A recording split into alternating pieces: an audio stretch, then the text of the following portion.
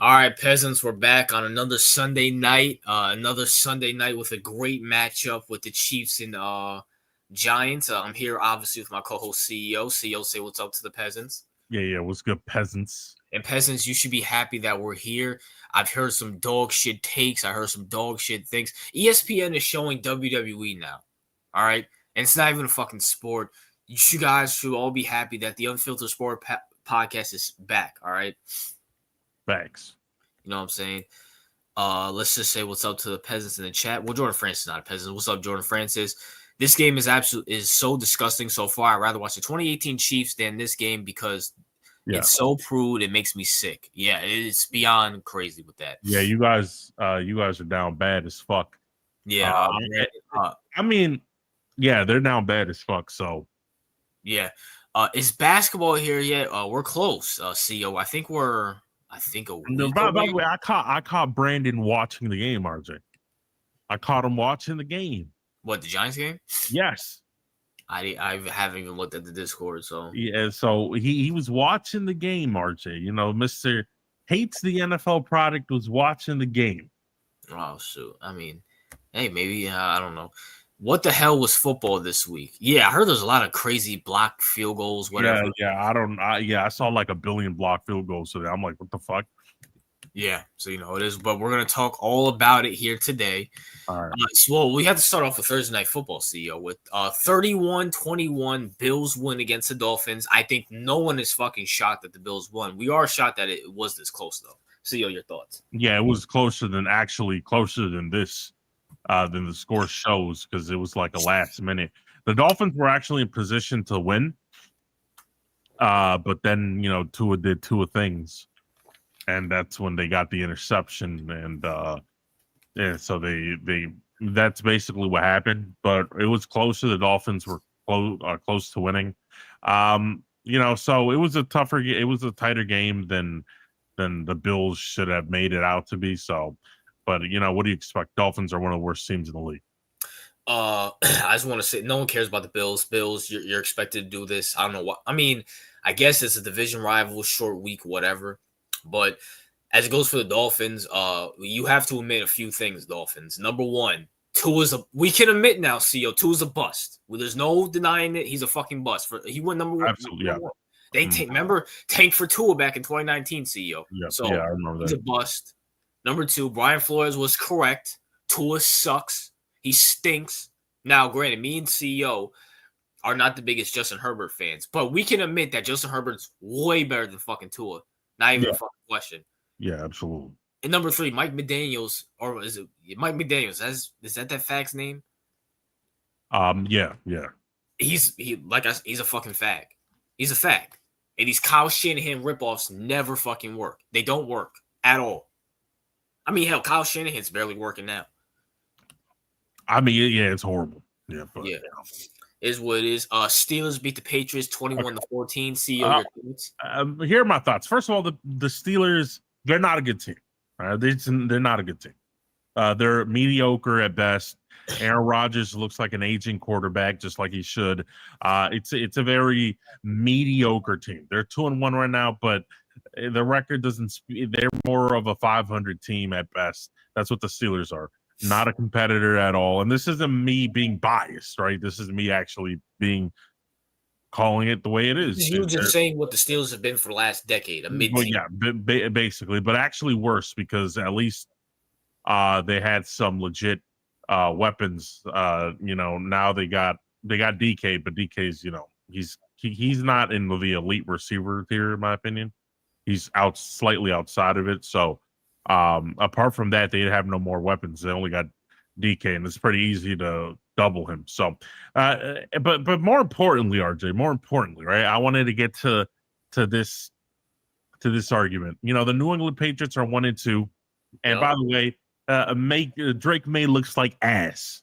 All right, we've been saying since he got drafted that he is gonna be ass. All right. And everybody was here with the straight face telling us how he was going to be this great quarterback, how he was going to be fantastic. He was going to be the heir apparent to Tom Brady and all that bullshit. All right. Now, suck it. The dude sucks. All right. We told you no fucking Carolina quarterback is gonna do shit. All right. I mean, y'all have to come on, bro. We called it out the moment we saw it. Drake May was not going to be it. Now people are going to be like, "Oh, well, it's too soon. It's too soon." They're in year number 2. I've seen enough. All right, I knew it before the draft, and our RJ as well agreed with me. Yeah. We knew it before the draft.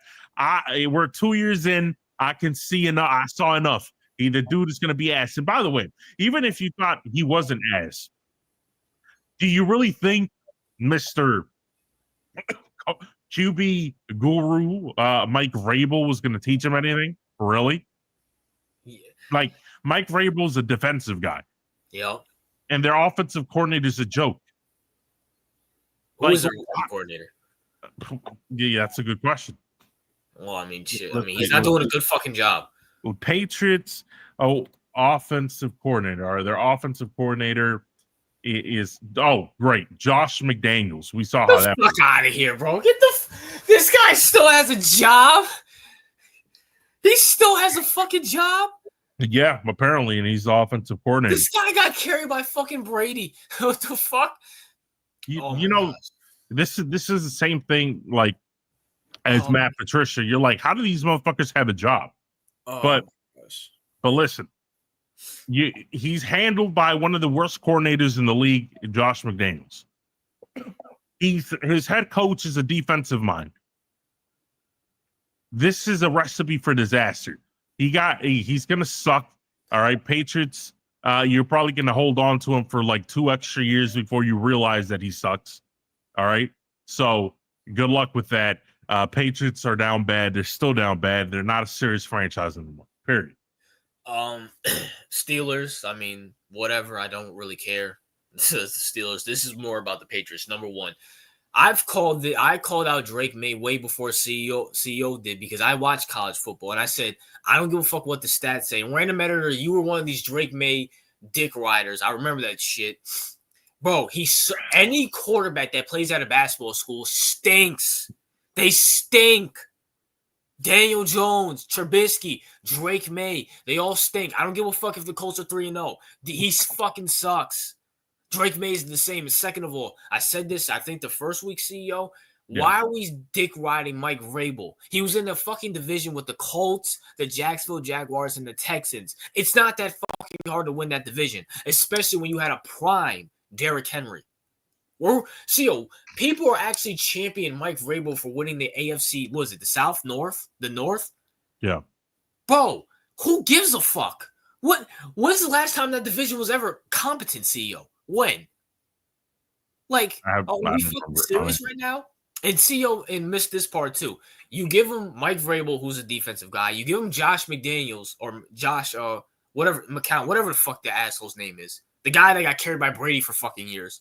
You give him as an offensive coordinator, number one, you give him a washed-up Stephon Diggs as his number one wide receiver.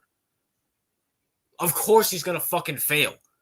The Patriots, you are a joke, but you've always been a fucking joke. Other than Brady, fucking Bill Belichick stunk, and you were Exhibit A back in the 90s and the 80s. Come on, bro.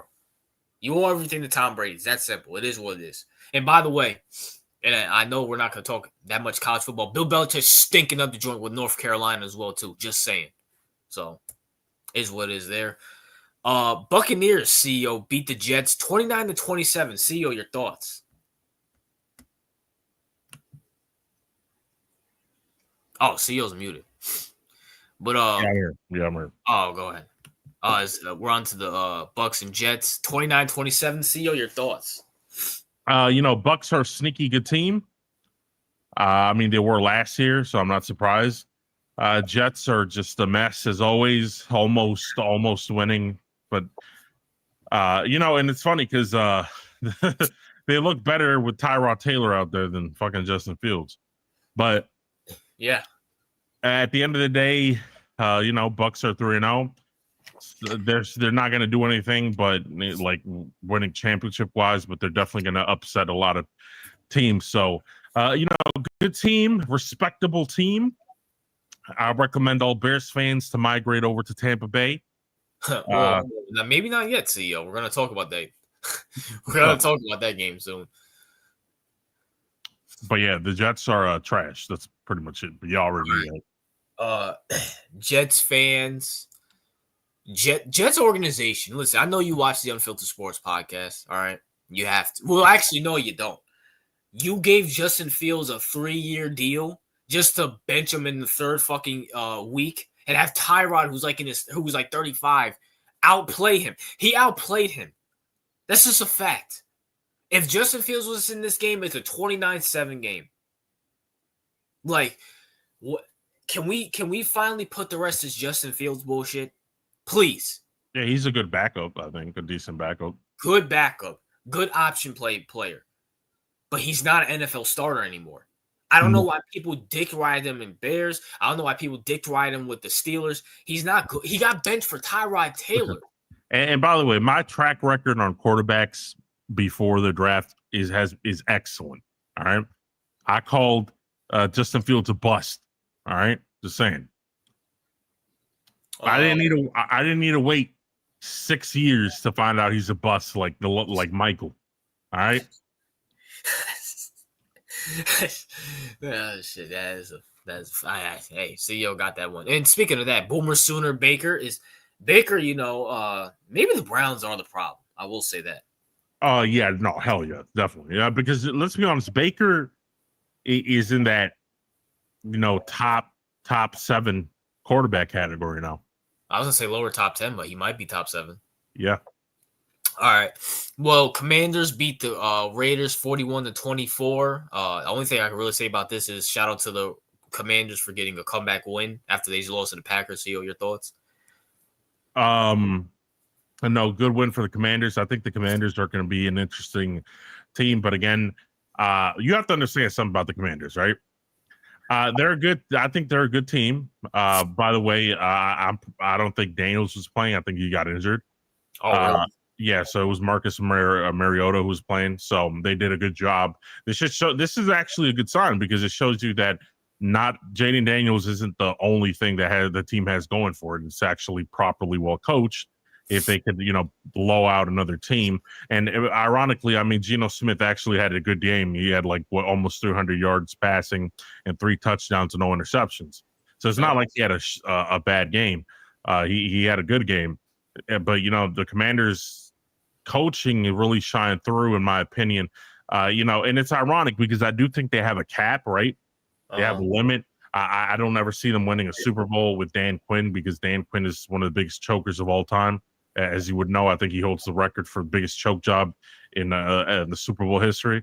But they are for what the Commanders, or they're better named the Redskins, as the Redskins are used to be. They used to be the Bears, the Browns, the Jets. Now they're a little bit more respectable, right? So at least play-wise. And name-wise, they're still ass. But in play-wise, they're more respectable. Coaching is doing a good job. I will say this, though, and maybe we can have this little discussion right now. I'm not liking how frequently Daniels is getting injured.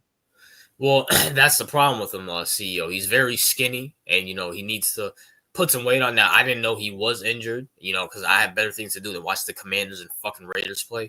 So that is very shocking. So that the Washington needs to – now, is it because of him or the offensive line is trash?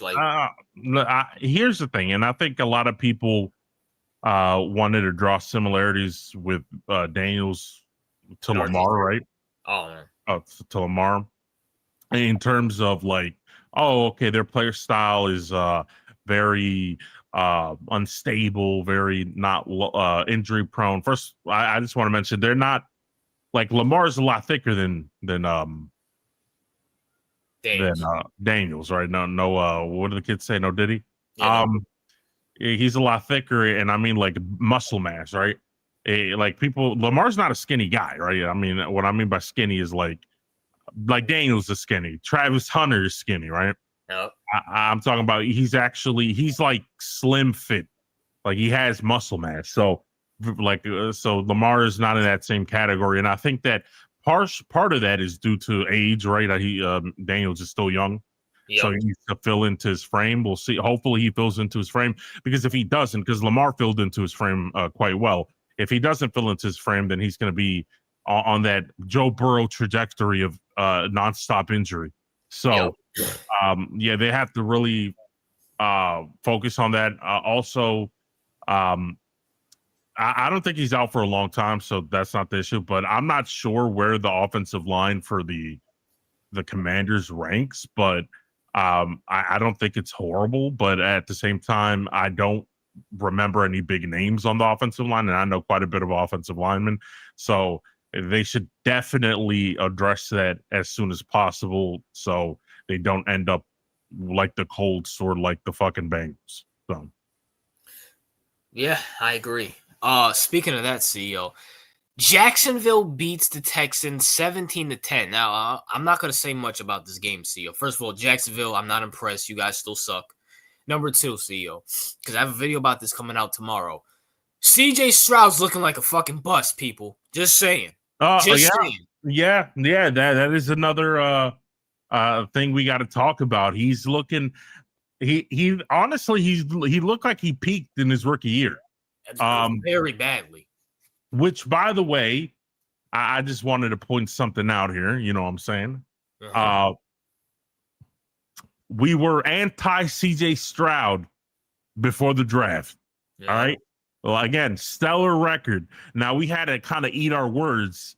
I think it was Bryce Young. I think it was Bryce Young we were against. We didn't have any thoughts on CJ. Wait. Well, yeah, it was Bryce Young. Yeah.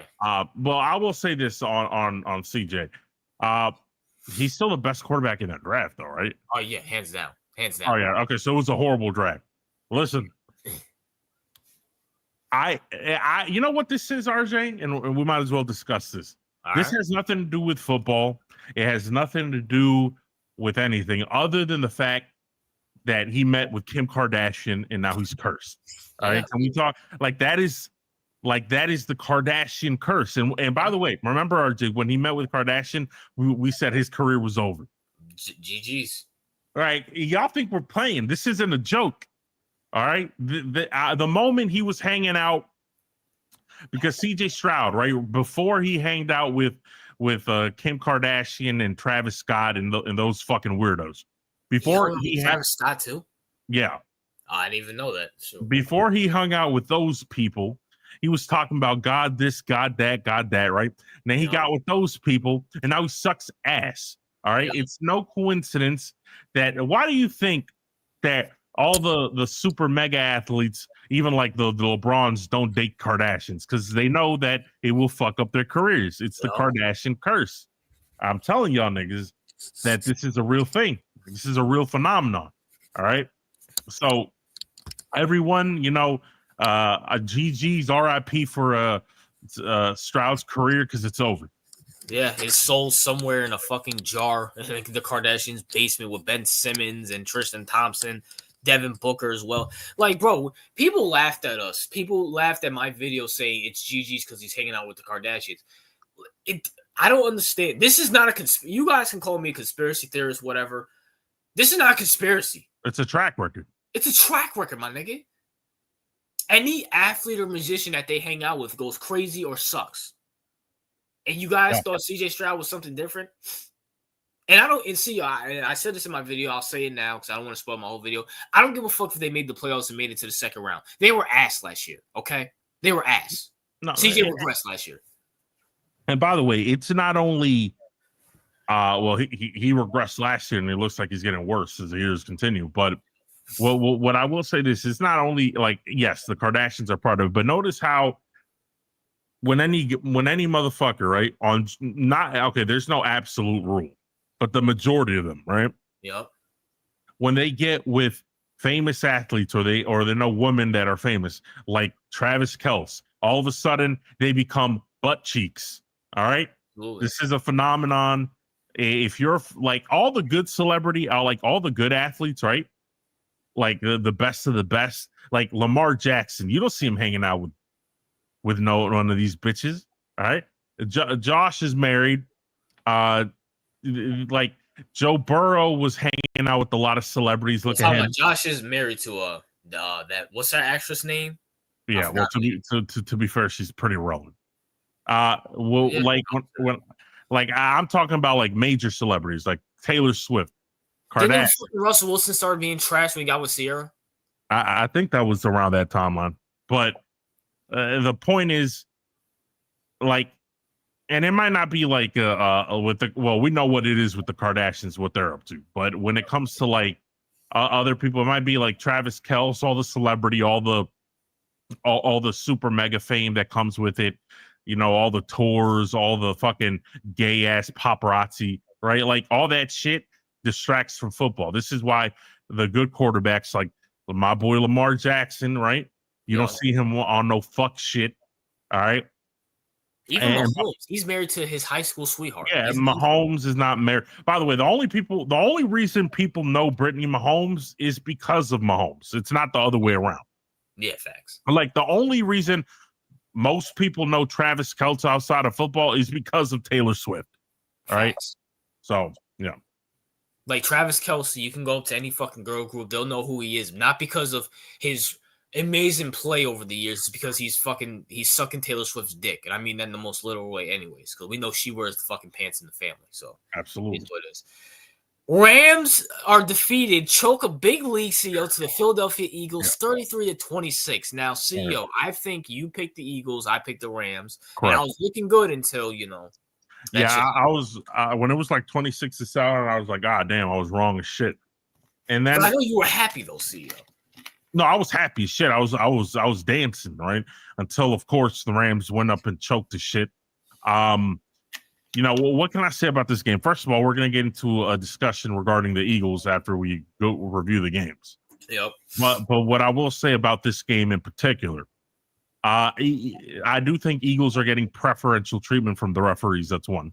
You think they're getting the Chiefs treatment, CEO? They're getting the Chiefs treatment, definitely.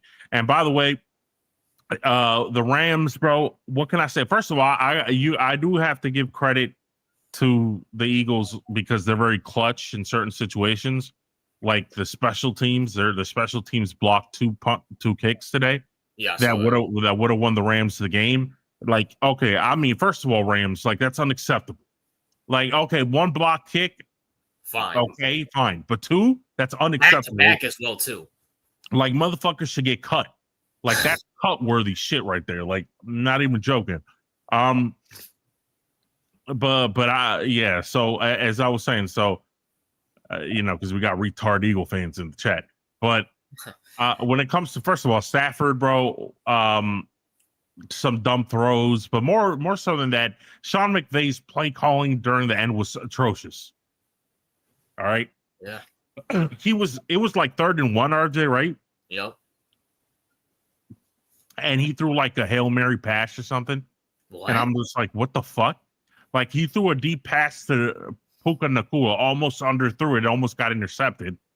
And they were like 3-1 trying to get into field goal position. I'm like, bro, why are you why are you getting cute? You know what? We have to start talking about these offensive guru coordinators, like having a serious conversation about that because everyone kisses their asses, right? Yeah. Talking about, the Kyle Shanahans, the Kevin O'Connells, the fucking Mike McDaniels, the Sean McVays. Like, and also, can we throw Andy? I gotta say something about Andy Reid as well too. Like, Andy Reid, and Andy Reid gets an accept. I wouldn't. The thing with Andy Reid, RJ, is I kind of separate him from the others only because he was there before them. He was kind of like, before these new before it became popular, Andy Reid was doing it. So I do put him in a different category, right, than the other ones do. But what I will say is all these like nerd, because he's not a nerd, right? Like Andy Reid's not a nerd. Like he's more of a old school type of coach. He's been around the block a long time. What I'm talking about is all these kind of like Stanford, MIT nerds that became football coaches, that went to all the Ivy League schools. That's what I'm talking about. Those are the McVays, the Kyle Shanahans, the all these niggas, right? So this is the Ben Johnsons. This is what I'm talking about. The offense, the new Brian Dable, like the new young 40-year-old head coach that very very fit, very intelligent in book smarts and shit like that. I'm talking about that specific archetype of coach. We have to start having a discussion about that because they do a lot of cute shit that loses them big games. All right. Yep. Because they're trying to be smarter than what they actually are, and they end up doing some dumb shit. And that's exactly what happened in the Rams game today. Sean McVay's play calling towards the end was fucking atrocious. But it was an embarrassment. The Rams should have won this game. They gave the game away to the Eagles with the help of the refs. And I know there are Eagles fans there talking about, oh my God, stop crying about the refs. But what I will say is I saw a lot of you bitches crying about the Chiefs and the refs beforehand, before y'all won that Super Bowl. I saw y'all crying about that shit along with the other fan bases. So I don't want to hear it. All right. We have valid concerns, and we're about to address that real soon after we get through the rest of the game. I mean, CEO kind of covered the bases. And also, see, I will say this about Andy Reid. He's not a nerd, but there's a lot of revisionist history. Andy Reid was considered a choker, doing dumb shit in the fourth quarter. Yeah. And then he gets Mahomes, and I guess Mahomes is lucky enough to have Andy, which he is lucky to have Andy Reid, but let's not act like this is the simple fact that people put Andy Reid in the greatest coach ever conversations. I'm like, bro, I remember this guy choked the fucking lead 21-3 at Marcus Mariota. Let's not act like that and shit didn't happen. So he might not be a nerd, but he's definitely in that offensive doing dumb shit things. You feel me? So it is what it is there. The Colts beat the Titans 41-20. And CEO, the Colts are 3-0 with our arch nemesis Daniel Jones. And CEO, people have been asking me, do we owe Daniel Jones an apology, CEO? Absolutely not. I want to make this abundantly clear because a lot of people are throwing parades. And I'm like, see, we told you about Daniel Jones. Like, who are you talking about, CEO? Like Brandon's in the corner waiting to nut about it, right? But what I will say about this, about the whole Daniel Jones situation. First of all, I want to point something out. It's not like he played spectacularly today. I mean, he pretty much game managed the game away. This is more on good coaching, and I just want to say something. I want you to look at the Colts. The Colts are fool's gold. I want people to understand that they are fool's gold. This is the same thing that happened when Derek Carr was like 2 or 3-0 to begin last year with the Saints, and people were talking, hyping that nigga up. This is similar to that. This is fool's gold. Now, do I think they're going to be as bad as the Saints? No, but they're not competitors. They're not competition in the AFC. Don't buy into the bullshit. I want you to understand their 3 opponents have a combined, right, RJ? Have a combined win of 1. They played the Titans. Who else did they fucking play? They played the Titans, 0 wins. Okay. They play the Miami Dolphins, 0 wins. By the way, Dolphins and Titans are going to be top 5 draft picks coming up next year. They're one of the worst teams in the league. And we'll have new coaches as well, too. Correct. And then they play, right? Uh-huh. They played the Broncos, who are 1-2 and look atrocious. Yeah, another mid-team. Okay, so this is fool's gold. The Colts might fuck around and end up being a mid-team, like a 500, maybe a 1 game above 500 team when all is said and done. All right. I'm calling it now. Do not buy into the fool's gold. Do not buy into the Daniel Jones hype train. This is all bullshit. They're not real competitors. Don't fall for that shit. We see this every year with the likes of people like Derek Carr, with the likes of people like remember when Geno Smith was rolling up with Seattle Seahawks, Sam Darnold with the Vikings. We see this over and over again. Stop falling for the mid quarterback fool's gold bullshit. All right, go ahead. My thoughts are, number 1, I'm not gonna shit on the Titans too much because they have a rookie quarterback and they're dog shit. So I'm not gonna. It's expected. I actually give. And one thing, RJ, right? Go ahead. By the way, me and RJ said Cam Ward was not going to pan out. All right. Yeah. I know it's way too early. It's way too early to have anything to say in that. It's only game 3 of his rookie career. But I'm just saying I'm liking what I'm seeing in terms of our prediction. That's all I got to say. Yeah. And also, he's with the Titans, who are a dog shit organization. Just saying. All right. Also, I agree with CEO. Colts fans, if Colts fans still exist, listen, go back to 20. You don't have to go back that far. Go back to 2022 when this fag Daniel Jones had a fluky year.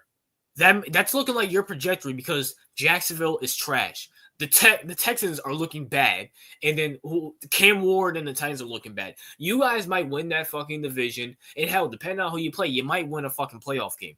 But don't fall for it. Don't offer Daniel Jones a contract because we know what's gonna fucking happen. This is a fluke. And I'm giving you the best scenario. The worst scenario is this is just a 3-0 start. And then when October hits and everybody's like, okay, let's play real football, you guys are going to get smoked. I don't give a fuck. Like, bro, you guys beat the Dolphins, who we know they're dog shit. You beat the Titans, who have a rookie quarterback, they're dog shit. And you beat the Broncos, who are mid at best. It's not like you're out there going beating the Bills and the Ravens or some shit like that. So chill the fuck out, please. You scored 41 on the Titans. Is that really accomplishing, CEO? Like, No. I don't see the Ravens getting a hype train because they put 41 on the Browns. That's where the Titans are. Like, come on, bro.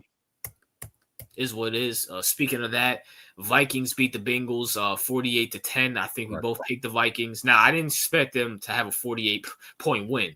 No. I just want to say this real quick, too. J.J. McCarthy's still trash. Just saying. Okay. Let me point this out. First of all, RJ, you might look at the score and you might be like, oh, my God, J.J. McCarthy played an excellent game, right? Yeah. Well, you'd be incorrect because actually J.J. McCarthy is injured and Carson Wentz played this game. That's why they didn't look like ass. All right? Read about that, yeah. So basically, J.J. McCarthy looked like absolute dog shit. By the way, another quarterback me and RJ said was trash coming in before the draft. All right. By the way, our we have like a 99%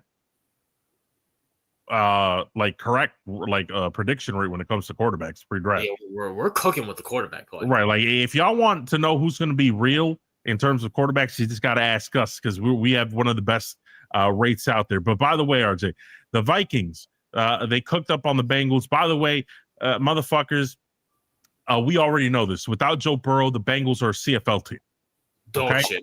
Dog shit. Like they are not worthy. I just want to point out 10 points. Like the Vikings are a shit team too. Like they're not a good team. Like they lost to the Falcons last week, which we'll get to them real soon. But they lost to the Falcons last week. They're not a good team. They almost lost to the fucking Bears. They're not a good team. No, J.J. McCarthy played horribly in every single game he's played thus far. Here comes Carson Wentz, who's a veteran quarterback, and with Kevin O'Connell, he looked good. They played a really good game. They blew out the Bengals. Everything clicked on all cylinders. But the Bengals, this just proves how important Joe Burrow is to the Bengals because the Bengals were 2-0 with Joe Burrow. Now they might not win a game. Not at all. I'm dead serious. Like Browning's ass. I mean, there's nothing you could say about that. The team is demoralized. Joe Burrow was the only thing that kept them afloat, and now they're arguably one of the worst teams in the league. But you know what? You have that to blame for yourself because you have I don't know how many times me and CEO have to say this. When you have a franchise quarterback, what's the one thing we say to do, CEO? Protect the golden goose. Yep. For some reason, the Bengals didn't draft any offensive linemen. They didn't what. At this point, I'm done talking about it. Like, if you want to Andrew Luck the fucker, go ahead and Andrew Luck him. I mean, you actually have a franchise guy, and you want to fuck it up. Yeah, it's just that people not only like fans, fans especially, but also front offices, they like sexy picks. You know what I'm saying? Like they like getting that pass rusher. They like getting that wide receiver. They like getting the quarterbacks, right?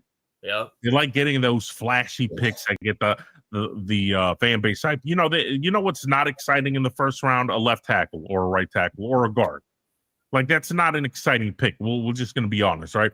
Unless you're talking about like some generational lineman or something like that, right? It's most likely not a sexy pick. People don't like it. It's not hyped up, but it's one of the most, if not the most important aspects of your team.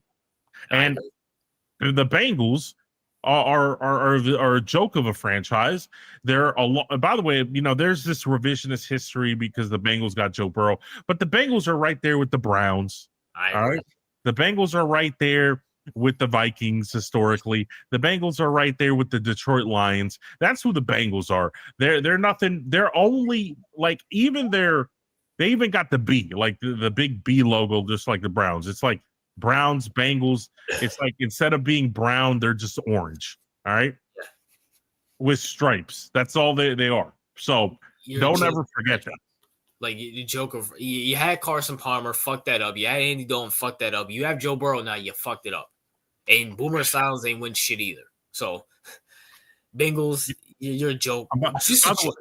RJ, by the way, when we look at the track record, their contract negotiations, Henderson, was that his name? Trey Henderson, yep. Yeah. Contract dispute all the way through summer camp distraction. Bro, they didn't want to pay their rookie. Who's making peanuts? Making peanuts. He had to battle them throughout the whole.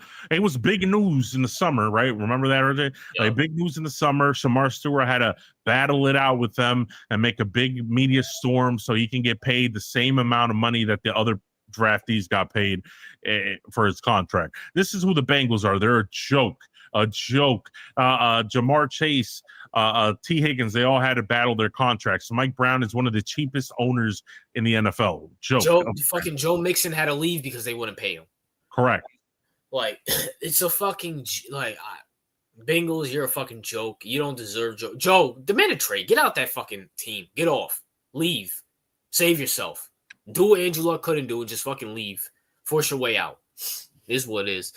Panthers shut out the Falcons 30-0. CO, your thoughts? This is a very disappointing game. I agree. I mean, first of all, losing to Carolina is one thing, right? Yeah. It would be devastating if they lost either way, but 30-0? 30-0. When have we ever seen a team get shut out? Like, that's not a normal occurrence, right? This isn't like baseball or something, right? Even college football. Like this is this is one of the worst games I think I've ever seen. And by the way, it's not like Bryce Young played this stellar game. He had he was 16 for 24, 121 yards, no passing touchdowns. So an interception though, CEO, just letting you know. So nothing sexy, nothing like off the charts.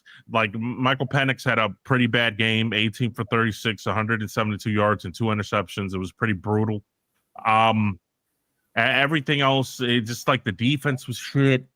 Especially when they came off of getting like 6 sacks last week.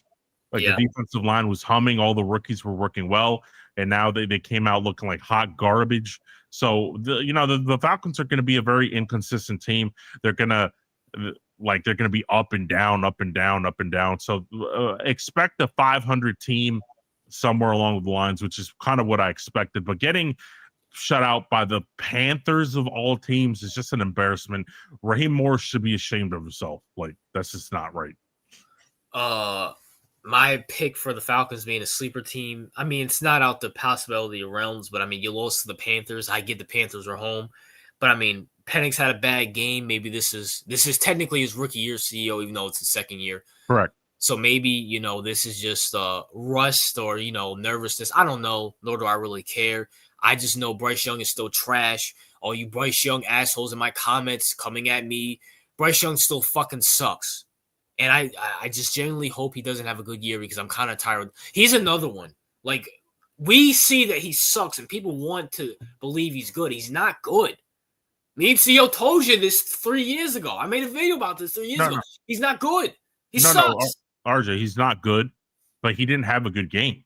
Like, that's what I'm saying. Like, he like, people are acting like he had 4, like he rushed for 100 yards, had 4 passing touchdowns, like a Lamar game or something like that, right? Like he doesn't have those numbers. He had He had a below 150 passing yards and no touchdowns via the air. Like, come on, bro. Like, that's not impressive. That's mediocre at best. At best.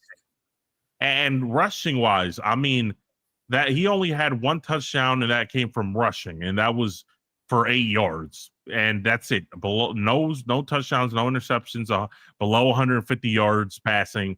This game was more so the Falcons giving up possessions and them being so close to the goal line. Like, Bryce Young had nothing to do with this victory.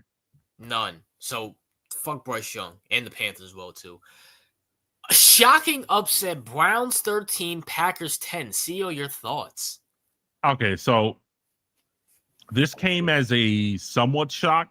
Not entirely, because like I said, the Cleveland Browns have one of the best defenses in the league.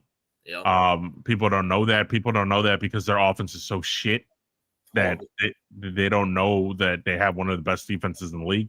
But what I will say about this is the fact that this is one of the main reasons that I'm very hesitant, RJ, to put my stock in the fucking Packers, right?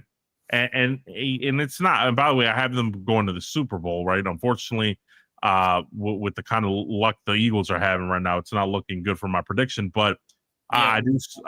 I still have them, as my pick. So we can't really change this since we're locked in. So, but what I will say is, this is why I've always been hesitant to put my faith into the Packers, is because I don't think that Jordan Love is an elite quarterback. All right, I think that Jordan Love is a product of the system, because the Packers are a well-run organization, because the Packers have good coaching, because the Packers know what they're doing.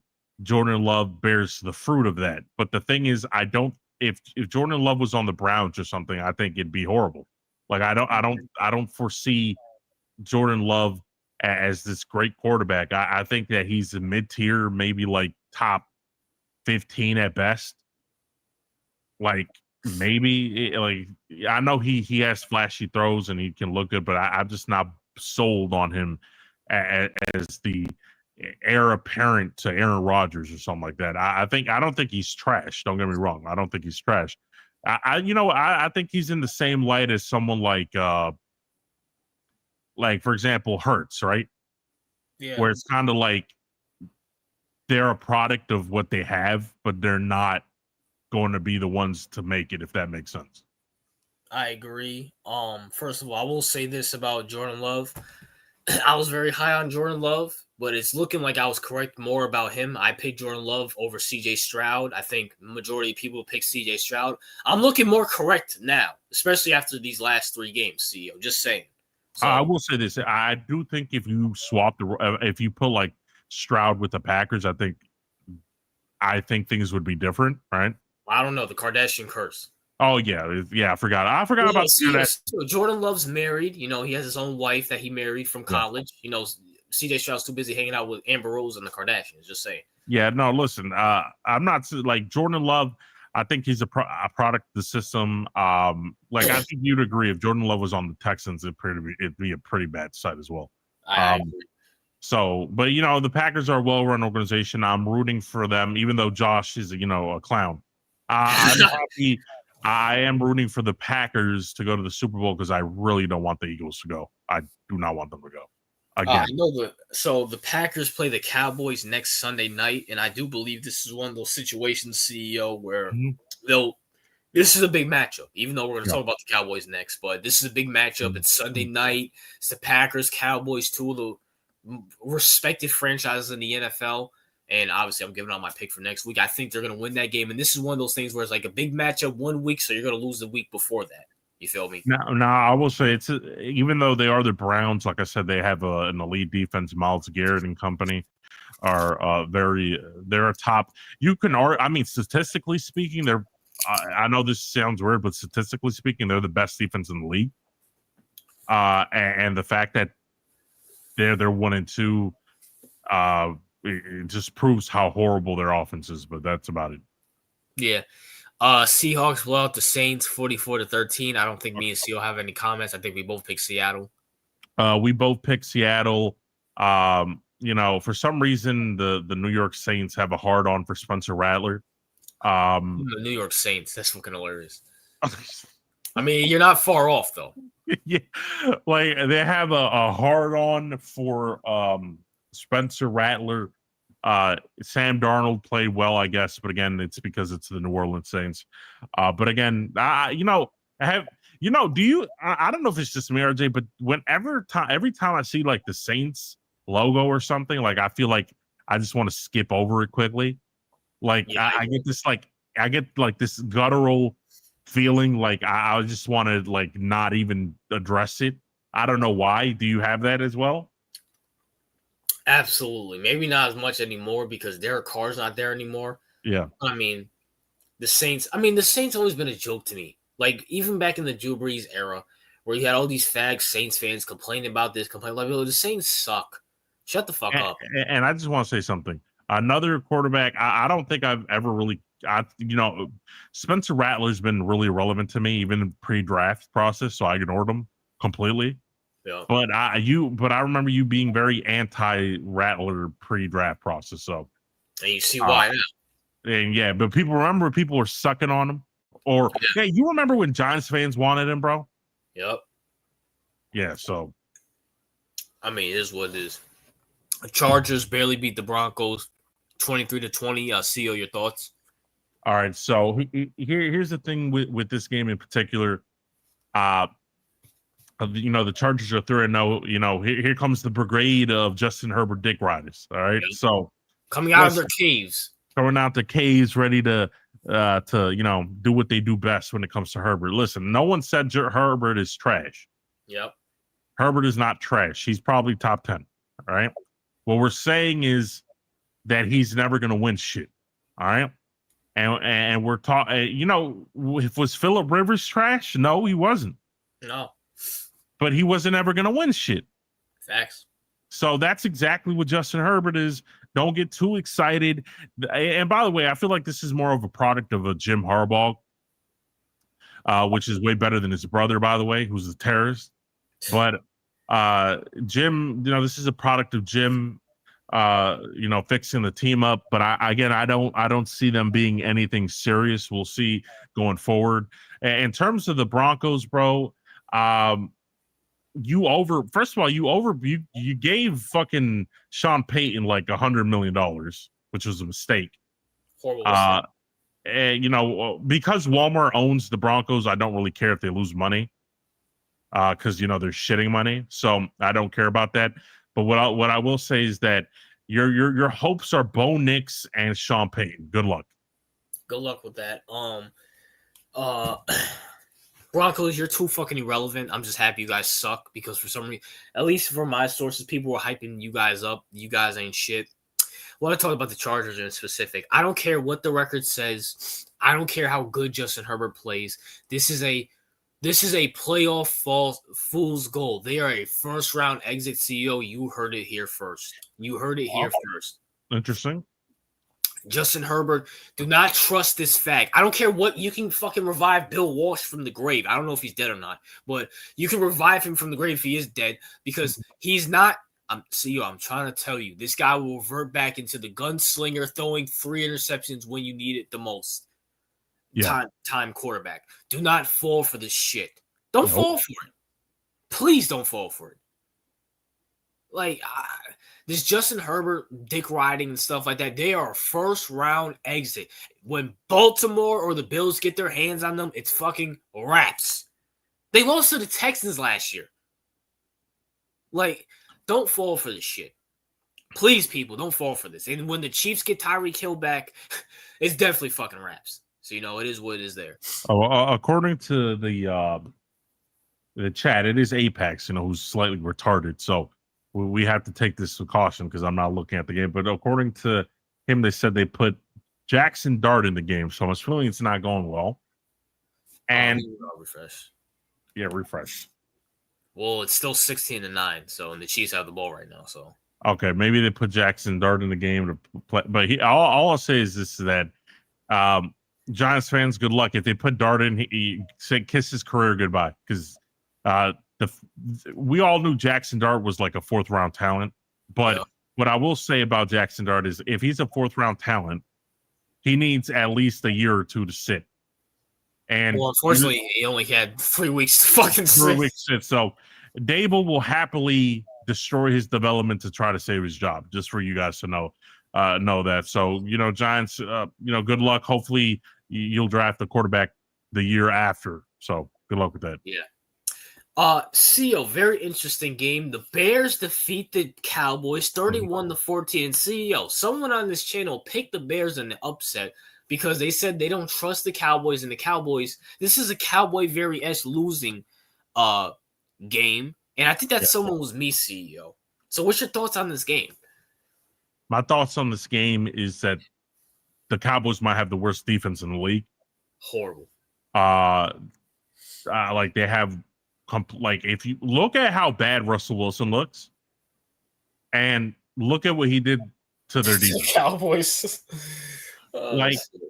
Caleb Williams, which by the way, probably his best stat line of his career currently. 19 to 28, 298 yards passing and 4 touchdowns, no interceptions, right? Yep. Dude looked like prime Rodgers in this game. And Caleb's been struggling since he stepped into the NFL. So the Cowboys have one of the worst defenses, if not the worst defense in the league ever since they, shipped off Parsons. I'm not saying Parsons would have saved them, but what I will say is that they have no pass rush now. So their defense is probably the worst in the league. Dak Prescott, horrible, stat line, 31-40, 251 yards, 1 touchdown, 2 interceptions. 40. Wow. Dak is what Dak is, mid.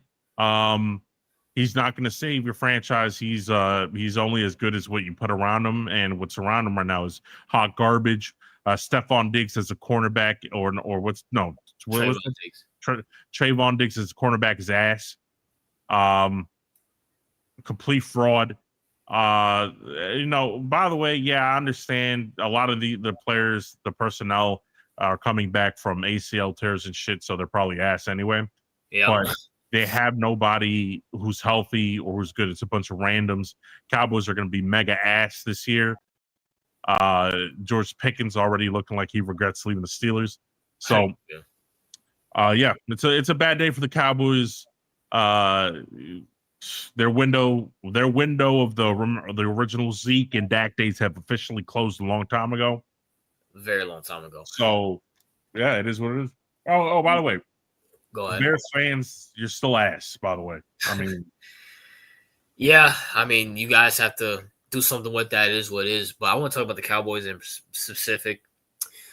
We might owe Mike McCarthy and Dan Quinn apologies because the coaching in this is fucking. Say what you want about Mike. What's the dude's name? Mike McCarthy and Dan Quinn. Say what you want about them. 31-14 against the Bears. My gosh. Mike McCarthy had Dak Prescott an MVP conversation. So, you should remember that because that was the same MVP Lamar Jackson won. That defense was top 5 with or without Micah Parsons. To go from that to this within a year is a joke.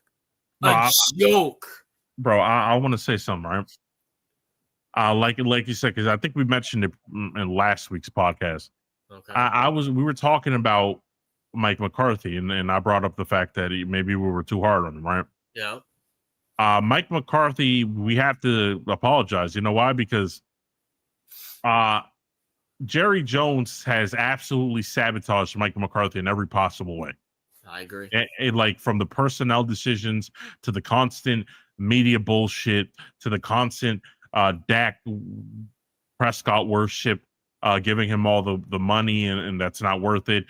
Giving Mike McCarthy like rotten ingredients to cook in the kitchen with, and he somehow made it to the point where people actually thought the Cowboys were contenders and they were winning double-digit games. Yeah. And he did that consistently. So Mike McCarthy's looking really good.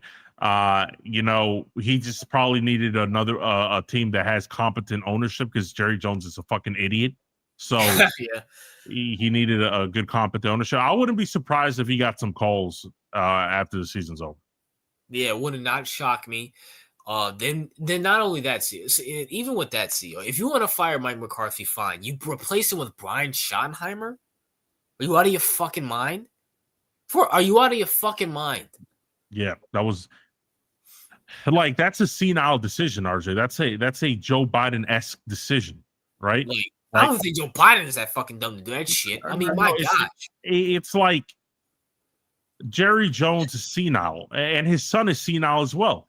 Because, because by the way, and not like we were all we were all up in arms because they got rid of Micah Parsons. No, they were ass with Micah, and they're even more ass without him, but they're still ass at the end of the day, right? Horrible. And our point was like, okay, you traded him, fine.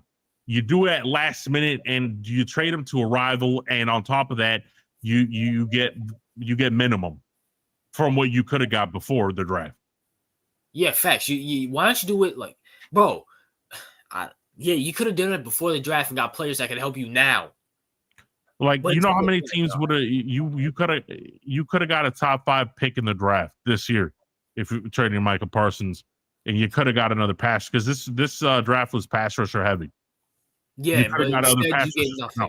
You get nothing. Who is their main pass rusher now, CEO? The rookie, the second round rookie, Donovan Ezeraku from Boston College. Oh, so your pass rush is a second round talent. Great. Like, okay, bro, you could have literally traded Micah, or you could have traded him to the Browns, right? Yep. The Browns, who had a top 5 pick or somewhere around there, and you could have leapfrogged. You could have leapfrogged the fucking Giants to get Abdul Carter if you wanted to. Yeah. Hell, you could have stayed where you were, and you could have got Mike Green. I agree. But no, you decided to get some. Well, who? Tyler Booker, is that who they got? Yeah, I think they got. Okay, you got. Okay, no, I'm all for getting offensive linemen when you have a good quarterback. If you don't have a good quarterback, then there's no point of getting good offensive line. And on top of that, RJ, like, okay, you decided to go pass rusher. You probably weren't gonna sign Mike or whatever. So you got Donovan Ezeraku. He's not bad, but like the dude is like 3 years away from being anything relevant. I agree. Man, you know what, Jerry Jones, bro? I understand. I used to defend you like 2 years ago, but now, bro, like, I'm gonna be honest, like, Cowboys fans hate your guts and they have every right, so you're a clown. Big clown is what it is. Speaking of clowns, the Cardinals win streak ended, losing to the 49ers. The Mac Jones 49ers 16-15 on a game-winning field goal. CEO, your thoughts? The Cardinals have a good defense. I watched a good portion of this game. 49ers suck dick. I know they won, but it's like they suck dick. Cardinals, bro, good defense. Kyler Murray sucks dick. Okay, offensive play calling is trash. Horrible. Like, first of all, I just want to say something. Currently, the best rookie wide receiver in the class has been Malik Neighbors. I agree, 100%. That drop. Did you see that drop Marvin Harrison had? Yeah. It was. Right now, it's Malik Neighbors, who, by the way, I love pre-draft, and RJ called me clown for it. Yeah, that's the one thing CEO had over me. And then the second best is probably Brian Thomas, to be honest with you. And Brian Thomas, who you like. So I'll give you that. And by the way, you could make an argument that Rome is slightly ahead of Marvin at this point, which is sad. But what I will say this, I think this is more of a product of the Cardinals being cheeks. Because in terms of pure talent, like, Marvin should be up there, right? Like, pure talent, he's the best. Like, if you put, it's just like the Cardinals don't know how to use them. Their play calling is bullshit. Kyler Murray is like, I'll watch the game, bro. And like Tyler McBride, their tight end, who's like a top 5 tight end in the league. Tyler McBride had to dive and make ridiculous, awkward catches that were really good. Number 85, right? Huh? Number 85? Yeah. Okay. I had to make ridiculous catches to get first downs because Kyler Murray stinks. The project the project of Kyler Murray has expired 2 years ago. It stinks. And the fridge is getting moldy. Get rid of it. And he's a bust as well too. We have to admit it. He's a bust. Get him out of here. He's too small for the position anyway. The dude's like 5'8". Get him out of here. Get him doing something else. I'm tired of seeing his face on the bench. And by the way, I'm surprised, and I'm not saying that people, that fans like the Cardinal fans, but I'm just saying, awesome kid, TRL, you're way too lenient on Kyler Murray. Like, you should be pissed off at this nigga. He stinks. He's ass. He does nothing but look like a midget on wheels. Get rid of him. It's that time. The milk has spoiled. Like the milk has spoiled to such a degree that Baker Mayfield failed at the Browns, basically failed in his career, then revived his career, and he's on his second career. Yeah. By the way, this also confirms my point, because people ask me in high school and whatever, or just even on the channel, who's the better quarterback at Oklahoma, Baker Mayfield or Kyler Murray? I said Baker Mayfield. I don't care how many. I didn't care what Kyler Murray's stats were. I always said Baker Mayfield was the better quarterback. I'm being proven right now, literally. Yeah. And listen, bro, I'm gonna speak. I'm gonna be honest, Kyler. You should have just stuck with baseball. Yeah, you're too. You're just too short for the position, bro. And plus, why would you want to play like, bro? You can make. Did you see what Juan Soto got? You could have done that playing baseball without the injuries. Yeah, and plus, height in baseball is not as important. Like, it is important, but it's not as important. Like, if you're not a pitcher, right? Yeah, height is really that irrelevant for the most part in baseball. Like, but as a quarterback, height is very crucial. And I'm not saying you have to be tall. If you're too tall, like past 6'5", then it becomes bad for you when you're playing. I like Trevor Lawrence. Yeah, and Joe Flacco and all these people, right? It's like once Brock Osweiler. So it being like the sweet spot for a quarterback is like between like 6'2" and 6'5", right? That's the sweet spot for a quarterback. But Kyler Murray's, bro, they say he's what, 5'11" or something? That's bullshit. He's 5'11". I believe he's around 5'9", 5'10". In my opinion, he's 5'9". Like, there's no way. Like, bro, we saw what he looks like. Like Zay Flowers looked taller than him, bro. He's like 5'8", 5'9". There's no. Like, I don't care what they probably line on those sheets. They gave him an extra inch so he looks better. I mean, we see him next to Russell Wilson. We know Russell Wilson's a solid 5'11". There's no way Kyler Murray's 5'11". Russell Wilson's small, and he looks like a fucking monster next to Kyler. No, yeah, Kyler's like 5'9", 5'8". I'm 5'9" at best. I'll say that. And someone did make a good point though. Technically, RJ, yeah, Ladd McConkey is better than Marvin Harrison. That is a good point. That is a very good point. I forgot about Ladd McConkey. And if I told you this a year ago, you would think I'd be smoking crack. Yeah, I think everybody will probably be saying you're smoking crack. Yeah, but can I get my flowers about this nigga? Because I was right. Ladd McConkey is better than Marvin Harrison, but I do believe you switch out receivers. I think Marvin will cook with Jim Harbaugh. I will say that. No. Don't get me wrong. Like, Marvin is way better, right? As a talent-wise. But I will say this. The whole Ladd McConkey, Johnny Wilson debate is over. I said it was over when he fucking tore his ACL. But he's healthy now, no? No, he tore his ACL this year. Oh, again? Oh, wait. Was he injured his first year? No, first year they traded for a receiver. I'm like, okay, they're not using him. And then this year, I think he fucked up his ACL. So, yeah, well, someone's going to probably move him to tight end. He should probably be a tight end. But, yeah, Ladd McConkey.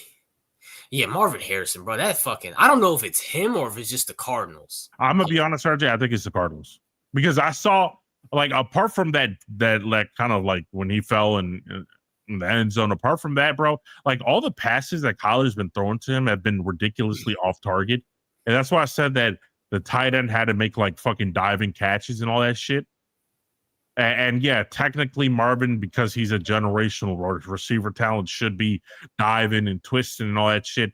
But it's just like, at some point, bro, just throw it normally. Like, throw it on the money. Stop with the bullshit. Like, that Kyler Murray is just a bad throw the football, in my opinion.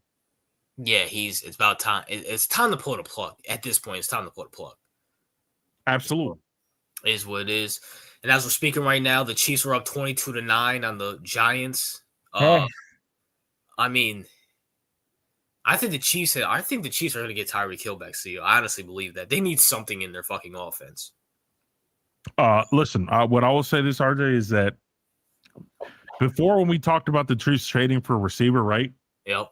In the past, it was more of like, okay, it was like not a luxury, but it was something that could help them greatly, but it wasn't necessary, right? I agree. Now it's critical. Like, you need a receiver or you're gonna get bounced.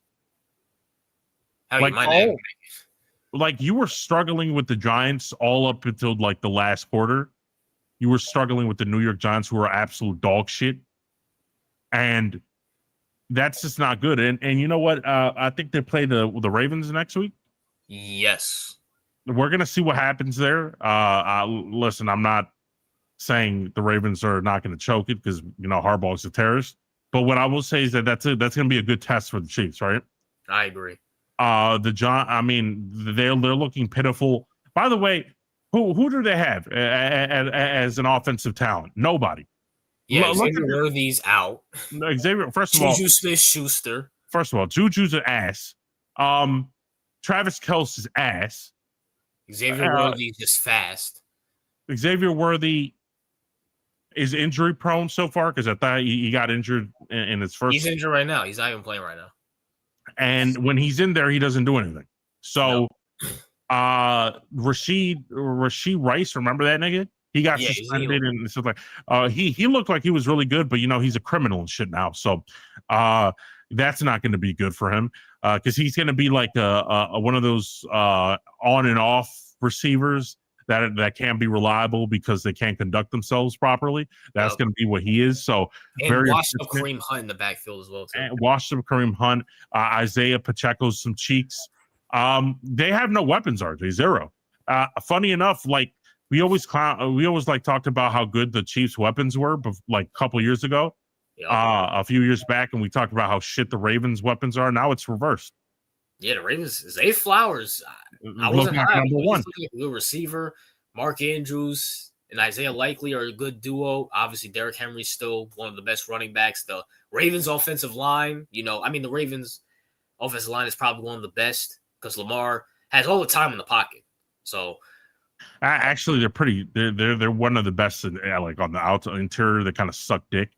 The reason Lamar doesn't get sacked is because he's a magician in the pocket. But what I will say is that, and also D-Hop is actually looking not washed, RJ. I'm not sure if you saw some of the catches he made. No, I didn't. But they were ridiculous catches, kind of like one-handed shit.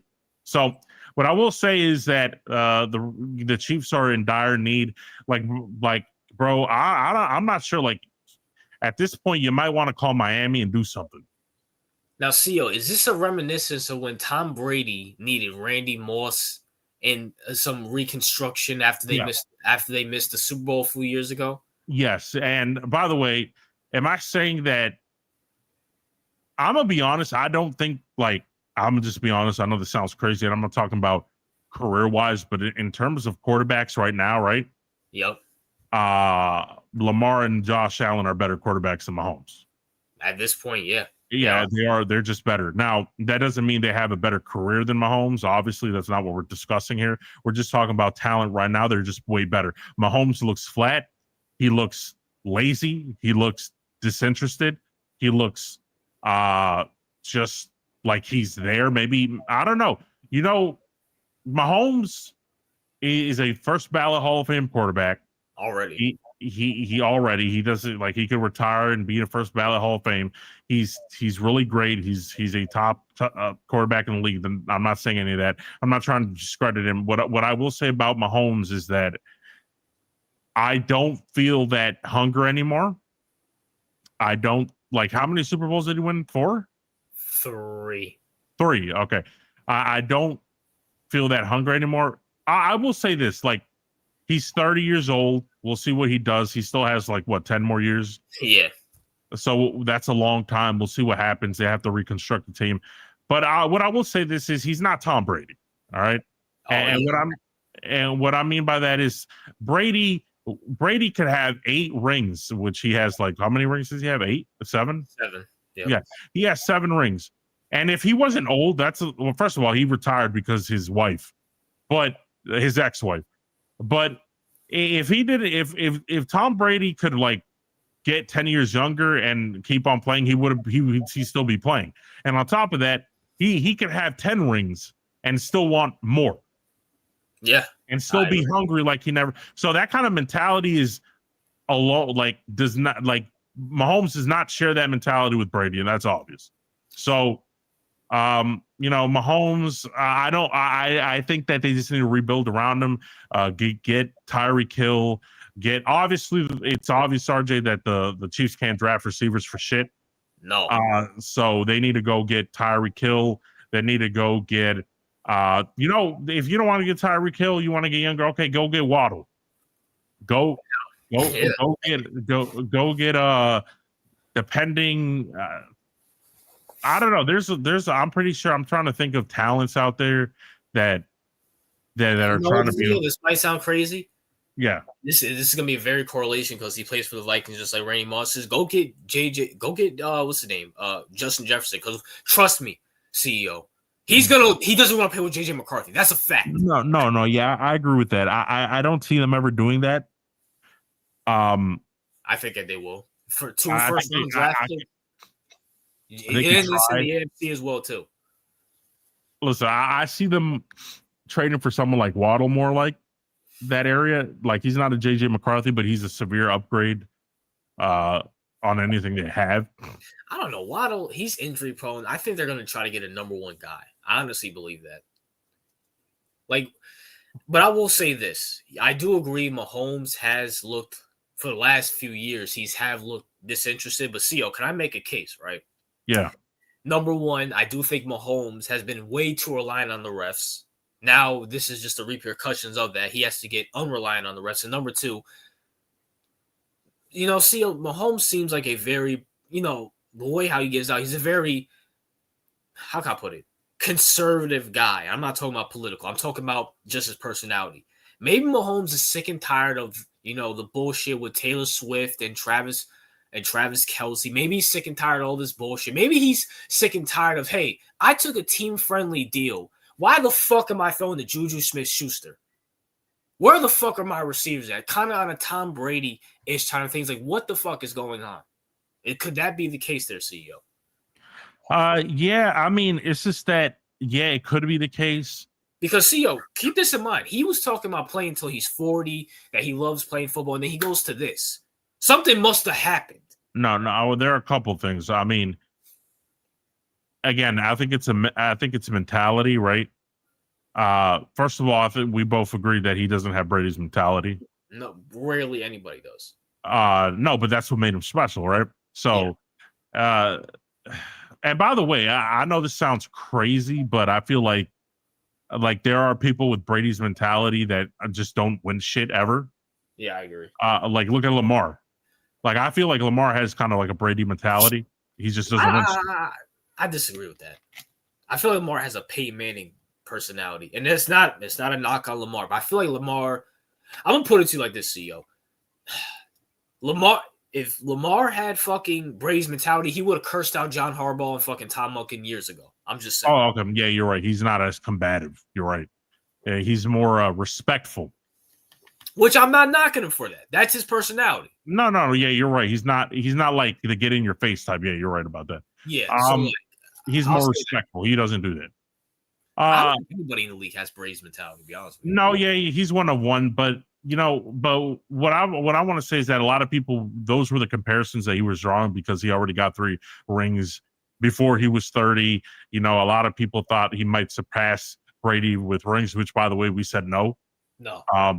We were like, no, he's not going to do that. I will say this: he is 30, so there's a good chance. No, there's a good chance, but like, do I ever see him getting even 7 rings? No, I'm just being realistic. Maybe 5. Maybe 5. That's a good career. That's a very good career. Yeah, that's a good career. But listen, Chiefs, bro, you got to do that. I hope you don't do that. I hope you suck and never do shit ever again. From a personal standpoint, please suck it up and please retire Reed. Because I want the Chiefs to go away personally. Now, part of me does hate the fact that the team that's kind of taking over in terms of like the next dominant force is the Eagles, which pisses me off even more. But it is what it is. But that's it for that game. But I do think Mahomes is going. I think during the season he'll get used to not having that preference because he's played without the reps. We've seen what he can do, and also I do think he will get that number one receiver, and that will really fucking. I mean, see, we said it before. I said it in the video. We said it before. Look at his stats before and after Tyreek Hill, and then look at Tua's stats before and after Tyreek Hill. He's a huge difference maker, and I do think he's like, okay, I'm kind of over this Taylor Swift shit. I'm kind of over this whole narrative bullshit. Where's the I want to win now, and maybe he's just sick and tired. It's like, you know what it is, CEO? It's Brady's last year with New England. Remember New England Brady? People were saying he was washed. He's kind of done with this shit.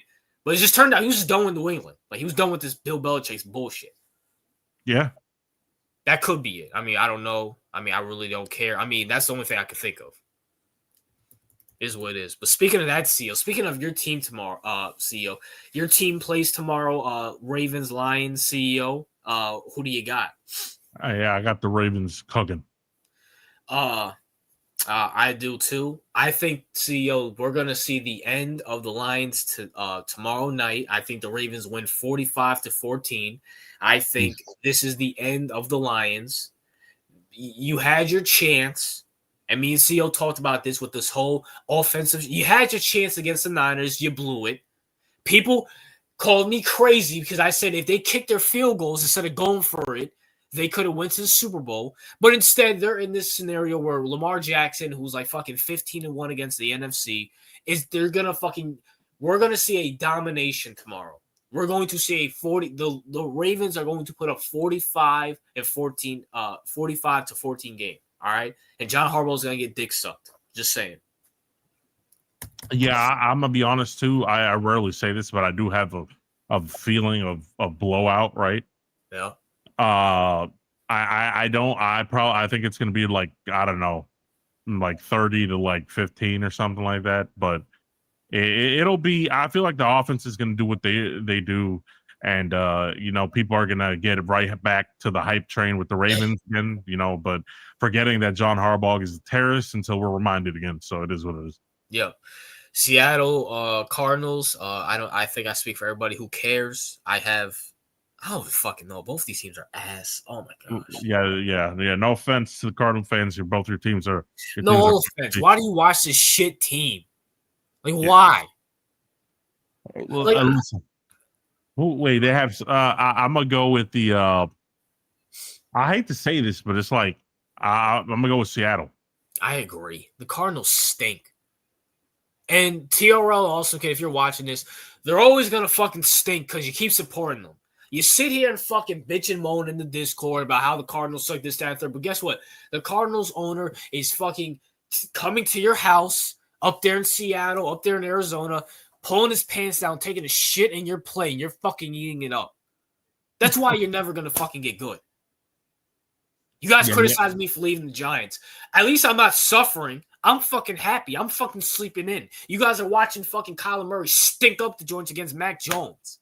Are you out of your fucking mind? So, enjoy getting backshotted by Sam Darnold. And I think CEO would agree with me saying that. Yeah, yeah. Like, come on, dog. Like, come on. You can't sit here and bitch about something and then fucking watch it. You're just adding into it. Like, well, people are watching, so they must like it. Obviously, you don't. So, it is what it is. See, I'm looking at this game next. The Vikings and the Steelers. Now, I don't give a fuck about this game. Why the fuck is this at 9:30 a.m.? Is this in fucking London or some shit? Yeah, probably. Well, I'll be asleep. So I'll be asleep. I'll go with the Steelers. Just because of the defense. I'm gonna go with the Vikings. I'm not mad. I mean, it is what it is. It's a 50-50 game to me. They both suck ass. But I'm gonna go with the Vikings because I feel like they're gonna have like a little resurgence with Carson Wentz, and their defense is decent. And I feel like the Steelers are gonna do some dumb shit and then fuck it up. I will say this, CEO, it is Carson Wentz. So don't let this last game fool you. This Yeah, guy's fast. But I'm not mad at you picking the Vikings either. It's a 50-50 game. Texans and Titans. Even though me and CEO shit on the Texans, and I'm going to shit on the Texans tomorrow, they have to win this game. They have to. If they lose to the Titans, me and CEO are coming on this podcast, and we're going to have a whole 30-minute segment shitting on CJ Stroud. This is like the this is the 0-3 versus 0-3. This is like the ass game. Like, yeah, who's the king of ass? Like, this is the game. And by the way, Texans have to win, and I expect them to win. I agree. Because if you can't beat the Titans, bro, just pack it up. Pack it up. Fuck up. Fire everyone. Start over again. For the third time. Eagles, Buccaneers. You know what, CEO? Fuck, I don't even know. No, it's just the Eagles pull shit out their ass. But you know what? They can't. The Eagles can't go undefeated. Okay. Neither can the Bucs, though. Neither can the Bucs. This is the game I actually want to watch. Didn't the Bucs beat them last time? No, or yeah, or yeah. Beat them last. I'm gonna go with last two matchups. I'm gonna go with I'm believing Baker, bro. I'm gonna pick the upset. This is definitely an upset. I'm gonna pick the upset. For once, I'm gonna go with the Buccaneers and Baker's cooking these chicken ass teams. So giving me some happiness next Sunday. I'm going with the Bucs. I'll go Philly. I mean, yeah, I know it sucks to pick Philly. Yeah, but also just honestly, just like both these teams, we're gonna. Yeah, I'm gonna go Philly. I'm gonna go Philly definitely, especially since they have the better defense, in my opinion. So, is what it is there.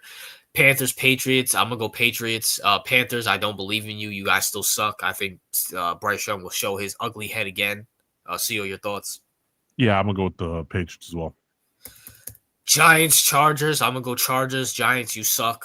Okay, I just want to sidetrack this a little bit, right? I want to look at the Giants' schedule. Legitimately, Brian, RJ, right? Yeah. The Giants could win like 2 to 3 games. Look at this. They got the Chargers. That's an L. Yeah. The Saints, I'm gonna give them that W. Okay. The Eagles, L. L. The Broncos, I think they'll lose to the Broncos. Yep.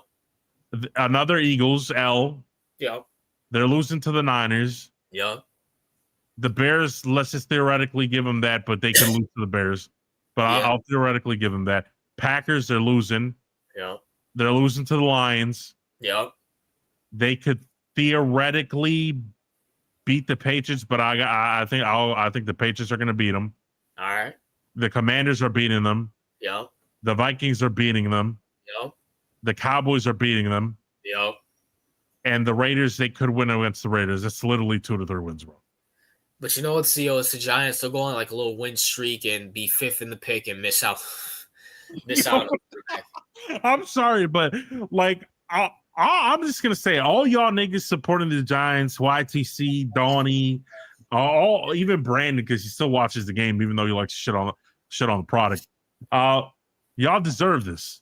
Y'all deserve the pain. Y'all deserve the suffering. By the way, the Chiefs won 22-9. By the way, 22-9. Y'all cry every week. The pain stings every week because you keep on sitting there. And you take your plate full of shit and microwave it for 3 minutes, right? And then you feast on it every week. And, Donnie, you were shitting on me for saying, "Oh, you're a sucker for leading the Giants." Am I really? So it is what is there. We're both picking the Chargers. And by the way, I hope this breaks the narrative that you need to root for your hometown team. First of all, the Giants are in Jersey, so they're not even in my hometown. Second of all, no, you don't, because you end up like Giants fans, miserable as fuck, losing on Sunday Night Football. You lived in New York your whole life, right? Yep. Like, how far does your family go in New York? I was born in the Bronx, so my peoples are from the Bronx. I mean, do you know any, like, did they come from somewhere else, or you've always been New Yorker? My dad's family's from Georgia, I believe, but they moved up here when he was young. So, so basically, yeah. All right, so you have roots in the South. Yeah. All right. Yeah, listen, New Jersey is not New York, so I agree with you. I agree. Come on, man. Stop rooting for the Giants. They're not a New York team. The Bills are more of a New York team than the Giants. Thanks. Like, come on, bro. Speaking of the Bills, they're going to whoop on the Saints. I mean, absolutely. Yeah. I'm not even watching. There's no point in watching. Falcons, Commanders. You know what, CEO? This might be my upset. I might go Falcons on this one. Yeah, that's a very strong upset. I'm going to go Commanders. I'm going to go Falcons on this one. I think they're going to have a comeback win, especially if Jaden Daniels is still out, because I don't care how good Marcus Mariota is. He's still Marcus Mariota. Just saying. Facts. You know what I'm saying?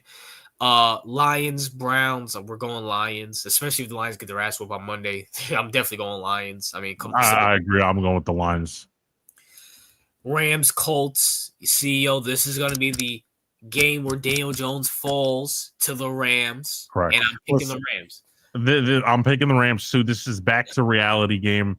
Not only that, after choking a 26-7, after pulling a John Harbaugh, right? Yep. The Rams are going to be looking to take out their frustrations on somebody. It's going to be the Colts, and back to reality, Rams. You know what I'm saying? Jacksonville 49ers. I'm going to go 49ers. Trevor Lawrence is so ass. I'm going to go with the 49ers. Yeah. Bears, Raiders. I might go Raiders. Raiders have to win something one time, right? I think they won already, but I'm going to have to go Raiders. It would not shock me if the Bears won, but I'm going to go Raiders just to be safe. I'm going to go with the Bears because I feel like they're going to get confident and they're going to win this game as well. But again, they're still going to be asked because their only 2 wins are going to be versus the Cowboys and Raiders. Yeah. Now, Ravens, Chiefs, CEO. And I'm going to keep it real with you, CEO. Mm-hmm. I think this is a fucking blowout. I think the Ravens will destroy the fucking Chiefs, and we will hear Monday morning that they will trade for Tyreek Hill.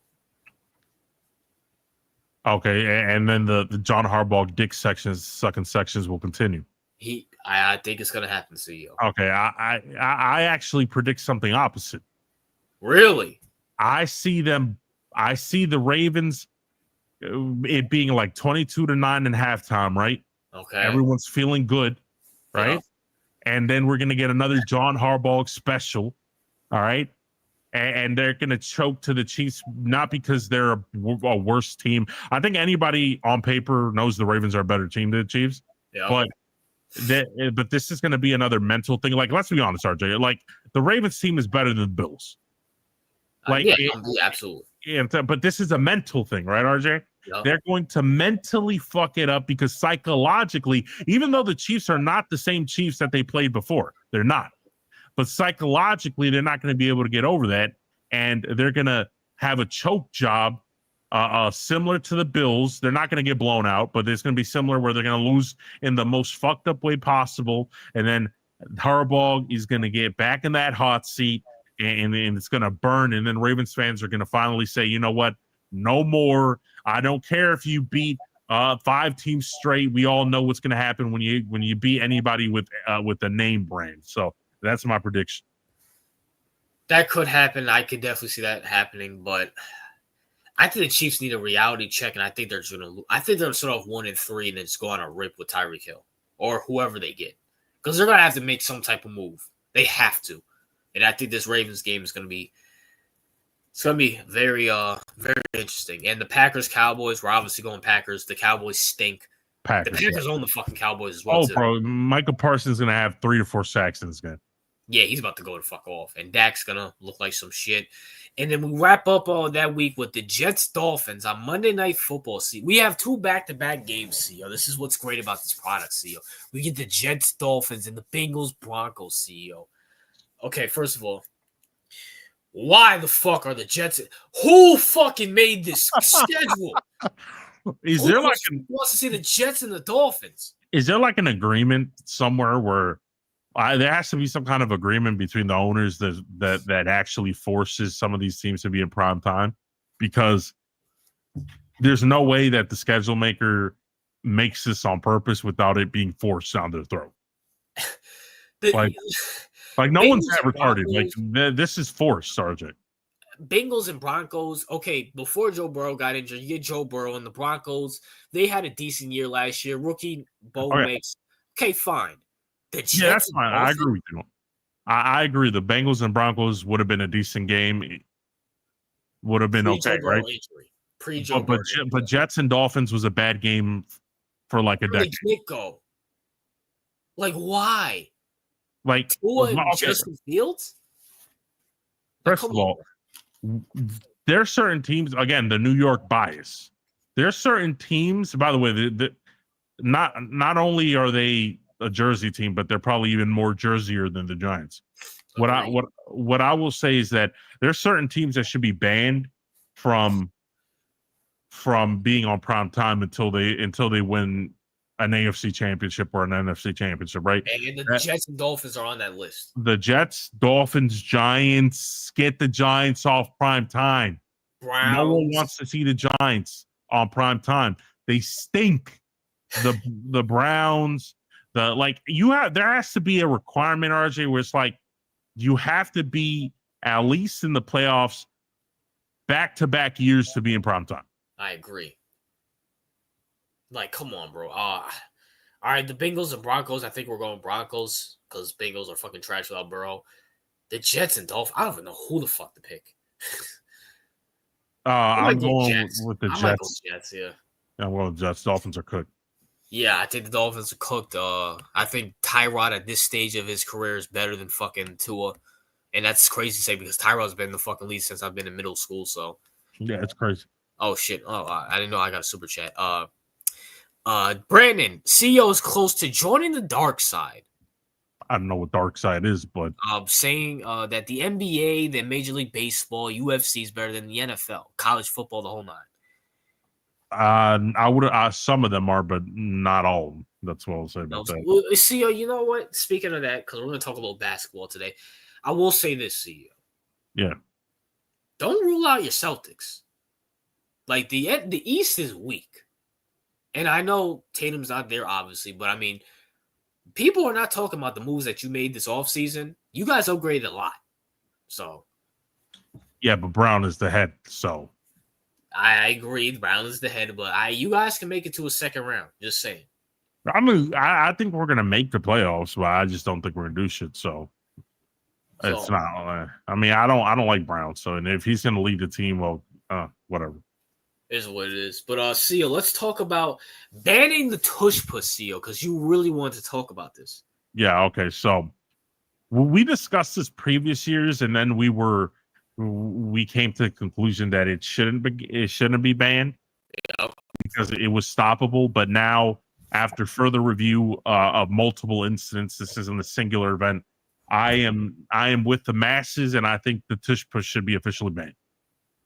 And the reason I say that is that we have a video evidence of multiple times that the Eagles have been committing false start penalties, right? Multiple times on the tush push, and it has never been called, right? And that's a big issue. You can't, like, if the tush push was not committing these multiple penalties and multiple flags that aren't being called, then I would say, well, yeah, the play sucks. I don't like it from an aesthetic standpoint. I think it's bad football. I don't like it. But I would be like, well, it's a stoppable play. Other teams try to do the play. They can't mimic it. It's obviously because the Eagles are so good at it and because they know how to do it properly that it would be improper to punish them for being better at a play than the other teams if we know it's a stoppable play, right? But the issue here now is that after reviewing multiple incidents that happened with the Chiefs and random matter, you could contest, you could agree with this because I think you also saw that when you played the Eagles, right? The tush push penalties off the false start. We saw them again today with the Rams. We saw them after people are now going back and seeing these repeated penalties all over again. People are talking about it. The Eagles are getting a jump start on the competition, and the refs, for some fucking reason, are not calling those penalties. I think it's because it's hard for the officials to properly call them because of the way the play is designed. And given the fact that people are irritated, it's not a fair play. because it's breaking the penalty, not because they're good at it, because it's breaking literal rules of false starts, it should be banned. That is a very interesting point. I'm just keep it real with you guys. Whether they ban it or not, I really don't give a fuck. I just don't care. No, I know you don't give a fuck, but what I will say this, RJ, is that this is similar to when something becomes an issue or when you use it too much, right? Because before they use it occasionally, right? Yep. Now it's part of their life. They do it all the time now, right? Like they'll probably push at least 2 or 3 times in a fucking drive, right? And it's become to the point where, okay, I would agree they can't stop it too fucking bad. It's not because it's a bad play in terms of it's unstoppable. It's not multiple teams have tried and failed. But the problem here is the fact that they're now breaking the rules and getting away with it. And that's unacceptable because you can't break the rules, get a jump head start. And that's just bad because now the players have to jump over the line, do some freaky shit in order to stop it, and even then it's not working because they're getting a jump start. And if they jump start the defense, they do get called on it, but the Eagles don't. That's just not fair. It's bad football. It's illegal football. They should fucking ban it. Go ahead and fucking ban it. I don't give a fuck. The Eagles are going back to Super Bowl anyways. Who gives a shit? Who gives a shit, my nigga? Is what it is. But I really want to talk about this, CEO. The Clippers have finally decided, CEO, that maybe Kawhi Leonard's not the guy, and it's time to stop rebuilding around him. CEO, your thoughts on that? I mean, they're like, what, 3 years too late? Really, CEO? You don't think they should build? He won a championship in 2019, CEO. No, I mean they're late on this by multiple years. Kawhi Leonard has been nothing but a injury prone, low energy, load management. I'm gonna just be honest, bro. Lazy. Yeah. He's been the face of NBA laziness for a while now. He's been the poster boy for load management. He honestly pisses me off now because I can't look at him. I'm tired of the load management. People literally come to games to see you play because they want to see you. They don't want to see fucking Pat Bev. They don't want to see fucking whoever's on a Terrence Mann or whoever the fuck. Like that. That's not who they came to see. They came to see Kawhi Leonard play basketball. But of course, you got to load manage because you got allegedly you have arthritic knees, and you need to load manage. So my point is, first of all, you should retire if it's that big of an inconvenience, and second of all, it's just you're influencing the culture of basketball to include load management as a normal part of the system. A lot of players are copying. Even the players that don't have arthritic knees are starting to load manage, not play. Look at it, people like Embiid. Look at people around the league, who else load manages? Not multiple star players load manage now. LeBron does it. I mean, I know he's ancient, but he started doing it. But the point is, RJ, that it's not only a lazy thing. They get overpaid to play a game. Fans get screwed in not being able to watch the players play the basketball they're paying tickets for, overpriced tickets. Like it's a disgrace. And plus, I think the city pays for those stadiums. So on top of everything, it's just a disgrace to the sport. It's laziness, and this all started with Kawhi Leonard. You should get rid of his ass or tell him to retire. Like CEO said, it's been 3 years coming. Clippers. CEO, it just doesn't feel like it feels just like yesterday when they got Paul George and Kawhi Leonard. And people were saying that they're the best team in LA, that they just built a dynasty. And I wish I would have had a YouTube channel back then. My 19-year-old, because CEO, this was back in 2019, CEO. Remember, this is pre-COVID. This is pre-election. This is pre-everything, CEO. And I was telling my friends, don't believe in fucking Paul George, which I stand corrected. Paul George didn't do shit. The Clippers have been an utter disappointment throughout the last, 5-6 years, CEO? What the fuck have you guys done with Kawhi Leonard? And now you're CEO, they traded majority. You know why the OKC Thunder have multiple draft picks, CEO? You know why the OKC Thunder have fucking SGA? Is because of the fucking Clippers, CEO. Yeah, they literally gave him a championship.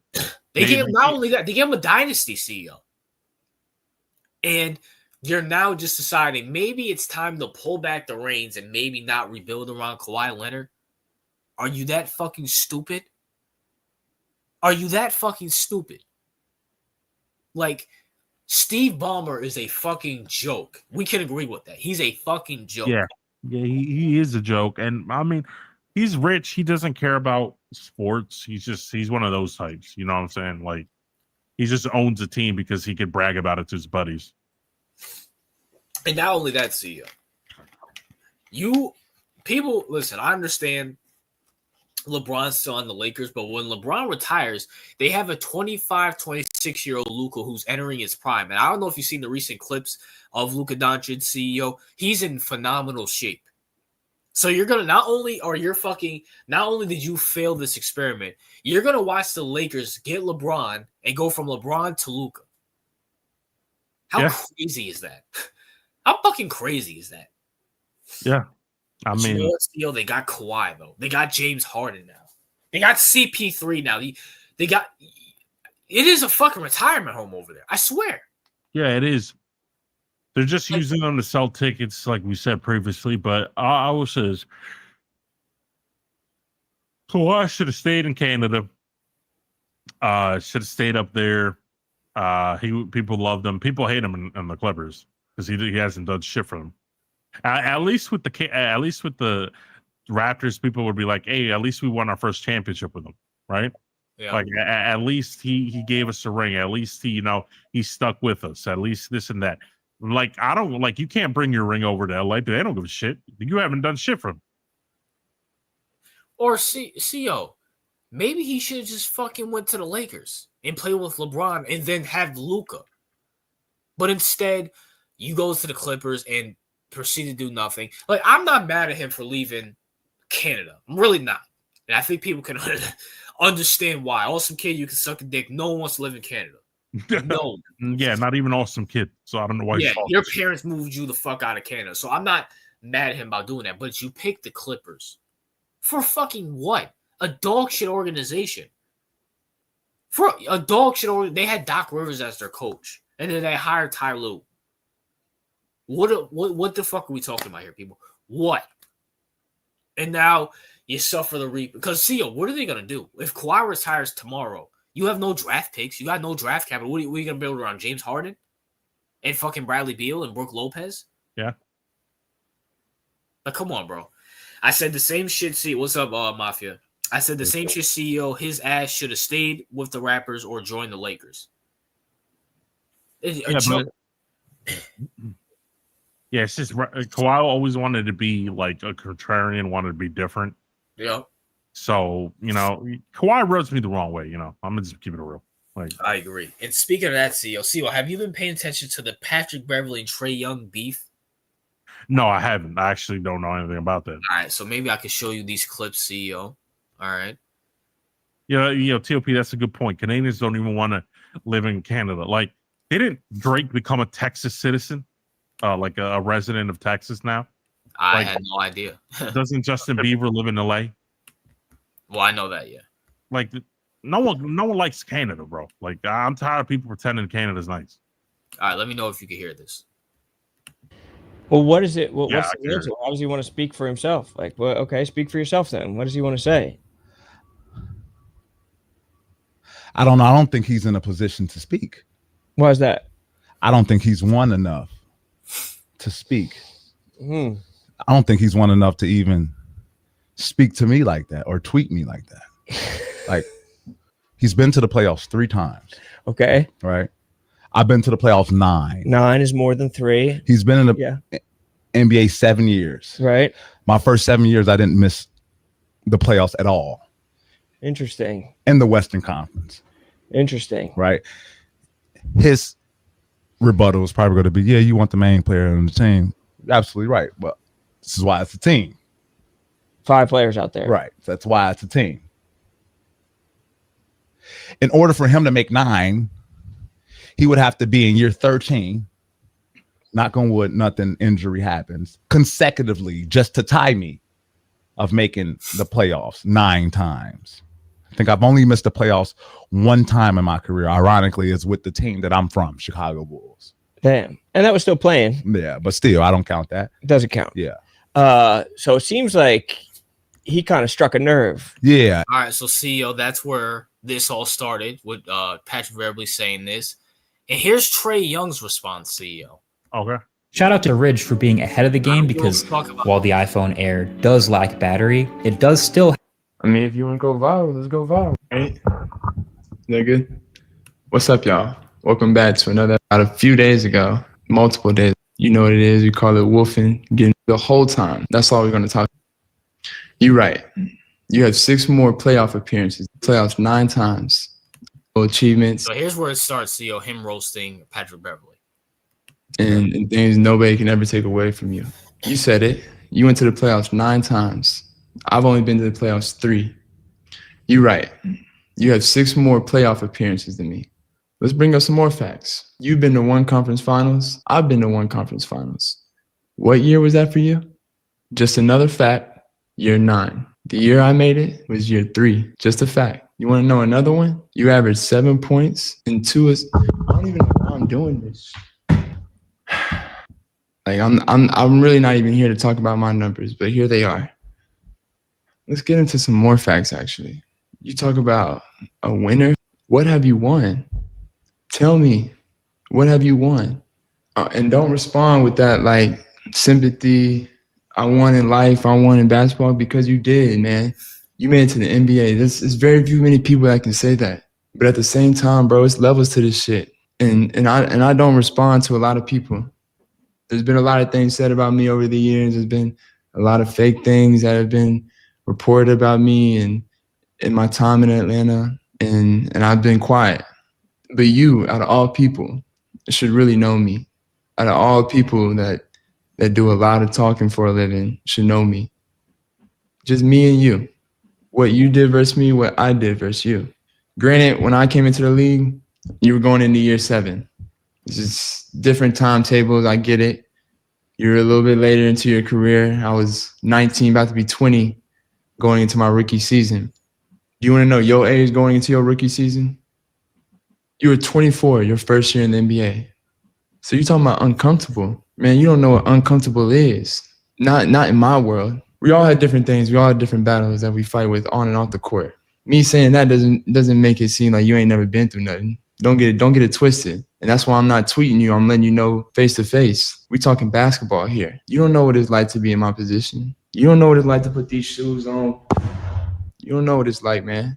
And that's why I'm here, having this conversation with you, having to clear up context with you.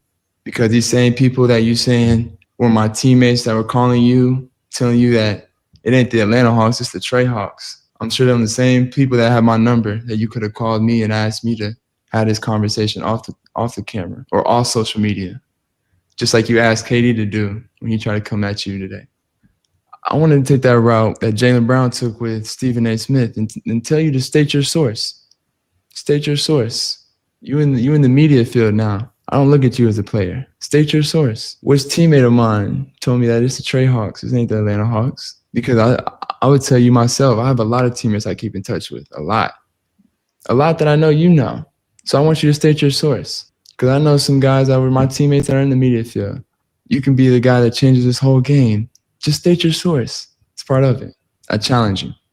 But wait, we got some more facts for you. And this has nothing to do with any of the guys' legacies and players that I'm about to name, because to be honest, I didn't really want to mention anybody's name in this, because this is between me and you. You play with some big-time players, my guy. You talk about winning and impact winning and all these things. You've been on some teams with some big-time players. How about I go through a list of these guys? LeBron, Giannis, Kawhi Leonard, Paul George, Ant-Man, Cat. And we're not even going to talk about how we celebrate play-in wins. I win play-in games on the road, and I'm ready to get to the playoffs. You win play-in games at home, and you standing on the scores table acting like it's a championship. We celebrate wins different too. But let me get back to these guys. You've had some great teammates over these years that you've only been able to make the conference finals with because your impact was that strong. One time, James Harden, Russell Westbrook, Sweet Lemon Pepper Lou, and Dwight Howard. I can go on and on. Them is just the Hall of Famers that I could just pop on the list right now. Let's not name some of the guys that I know may have listened to you when they was around you, but the way they act is not the way you act. Even from the young guys who are going to be future Hall of Famers. A guy who just won MVP, a guy who just won a championship. I know he looked up to you as a rookie, but you saw what happened when he left. But we don't even need to get into that. Some of them are still. Now, CEO, because he really doesn't say anything after that. What's your thoughts on this beef, CEO? I mean, my initial thoughts on this beef is that it's gay and goofy. All right, that's my first thought on beef. Second of all, I mean, they're arguing. I mean, just this is dumb on so many levels, and the reason it's dumb is because, first of all, yeah, it's a team sport. I get it, but it's like you're talking about a player that's supposed to be your main star, which is Trae Young, supposed to be your main star. We know he's not. He's a number 2, but he's supposed to be your main star. That's what they treated him as ever since he entered the league. Your main star. Patrick Beverley is a fucking. He's an auxiliary player. He's a he's a role player. He's a member to help out the main stars. Like this is not the same thing, right? So when Trae Young plays basketball, he's responsible for the losses and wins of his team. All the weight that goes into to playing basketball is on his shoulders, because when he loses, everyone's pointing the finger at him. You're the one that didn't carry it. If Patrick Beverley's playing with LeBron, playing with Giannis, playing with Kawhi, James Harden, and they lose, no one's looking at Patrick Beverley and telling him that you're the reason they lost. Yep. All the main stars are the ones that get the credit and the blame. So when he played with LeBron got the credit and he got the blame. No one ever blamed Patrick Beverley for losing games or so-and-so because he's a role player. Role players don't have the same responsibility. So this conversation is dumb because you're talking about a main star versus a fucking role player. That at the end of the day, Patrick Beverley made it to the playoffs 9 times. CEO. Yeah, but this is similar to, and it's not exactly the same thing, because Patrick Beverley does have more influence on the game than the comparison I'm about to make. But this is similar to, this is kind of similar to, like, okay, Jimmy Garoppolo has 4 Super Bowl rings. All right. And fucking Lamar Jackson has 0, right? Yeah. And so Jimmy Garoppolo can tell Lamar Jackson, bro, I got 4 rings. I've been to the championship. I've been to the playoffs fucking 8 times. I went to the Super Bowl 4 times. Bro, you haven't even made a Super Bowl. Like, you could see why this would be a ridiculous argument, right? I agree. This is the same argument, a similar argument that Patrick Beverley's making. It's like, yeah, bro, you got your credentials. You went to the playoffs, but you're not the reason you went to the playoffs. You helped them, sure.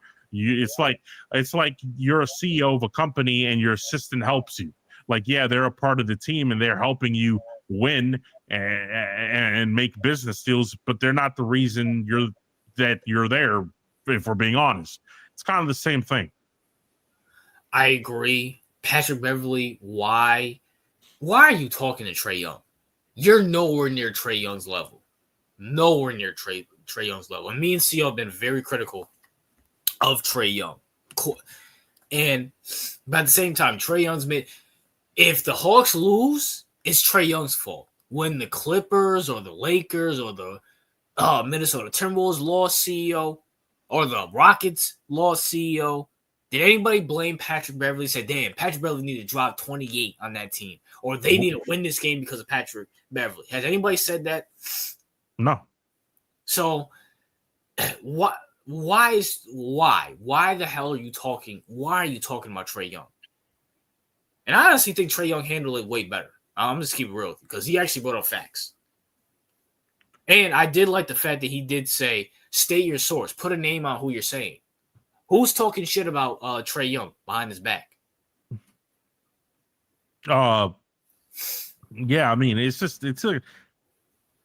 a dumb thing. Like Patrick Beverley's like, I mean, he has to be joking. Like you have the lack of self-awareness you have to have. If you know anything about Patrick Beverley, he's a clown.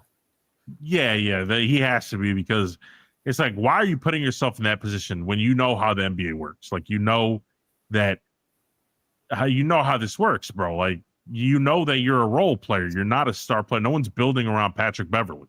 Like, you remember that time where he threw the basketball at that lady, but he was aiming at someone else and they gave him the basketball back and he threw it right back at the guy he wanted to? That's the guy we're talking about. That idiot CEO. Yeah, I'm not surprised. Like, the guy that was celebrating a play and win like he won the Super Bowl, CEO. That guy. He's 100% serious. He thinks he's above Trae Young. He probably thinks he's above Giannis, to be honest with you, CEO. I wouldn't be shocked. CEO, this is the same guy that told Curry, your time is up. The next 5 years is me. That's that guy, CEO. He's a fucking bozo. And he plays for Israel. So, I mean, take that with a grain of salt if you want. Yeah. Well, Patrick Beverley, man, just shut the fuck up. Agreed. And speaking of that, CEO, that leads into this segment. This is why I put this on here. I honestly believe, CEO, these athletes have way too many podcasts. I feel like they're focused. I honestly feel like, CEO, they're more focused on their podcast career than what's going on the field, on the court, on the baseball diamond, in the ring. Why do all these athletes need to have podcasts? For fucking what? It's like everybody has a podcast now, CEO. Your thoughts? Yeah, okay. Yeah. So we have the like epidemic of podcasting, right? Yeah. And I know, because we do a podcast and yada yada, but we're not athletes, right? But because everybody and their mom has a podcast. I get it, right? People like to talk. I get it. But my thing is, when it comes to athletes and podcasting and all that, like, I understand where they're coming from, trying to like build something outside of their sport. I get that, like, life after the sport, they're trying to build it up. I get all that, right?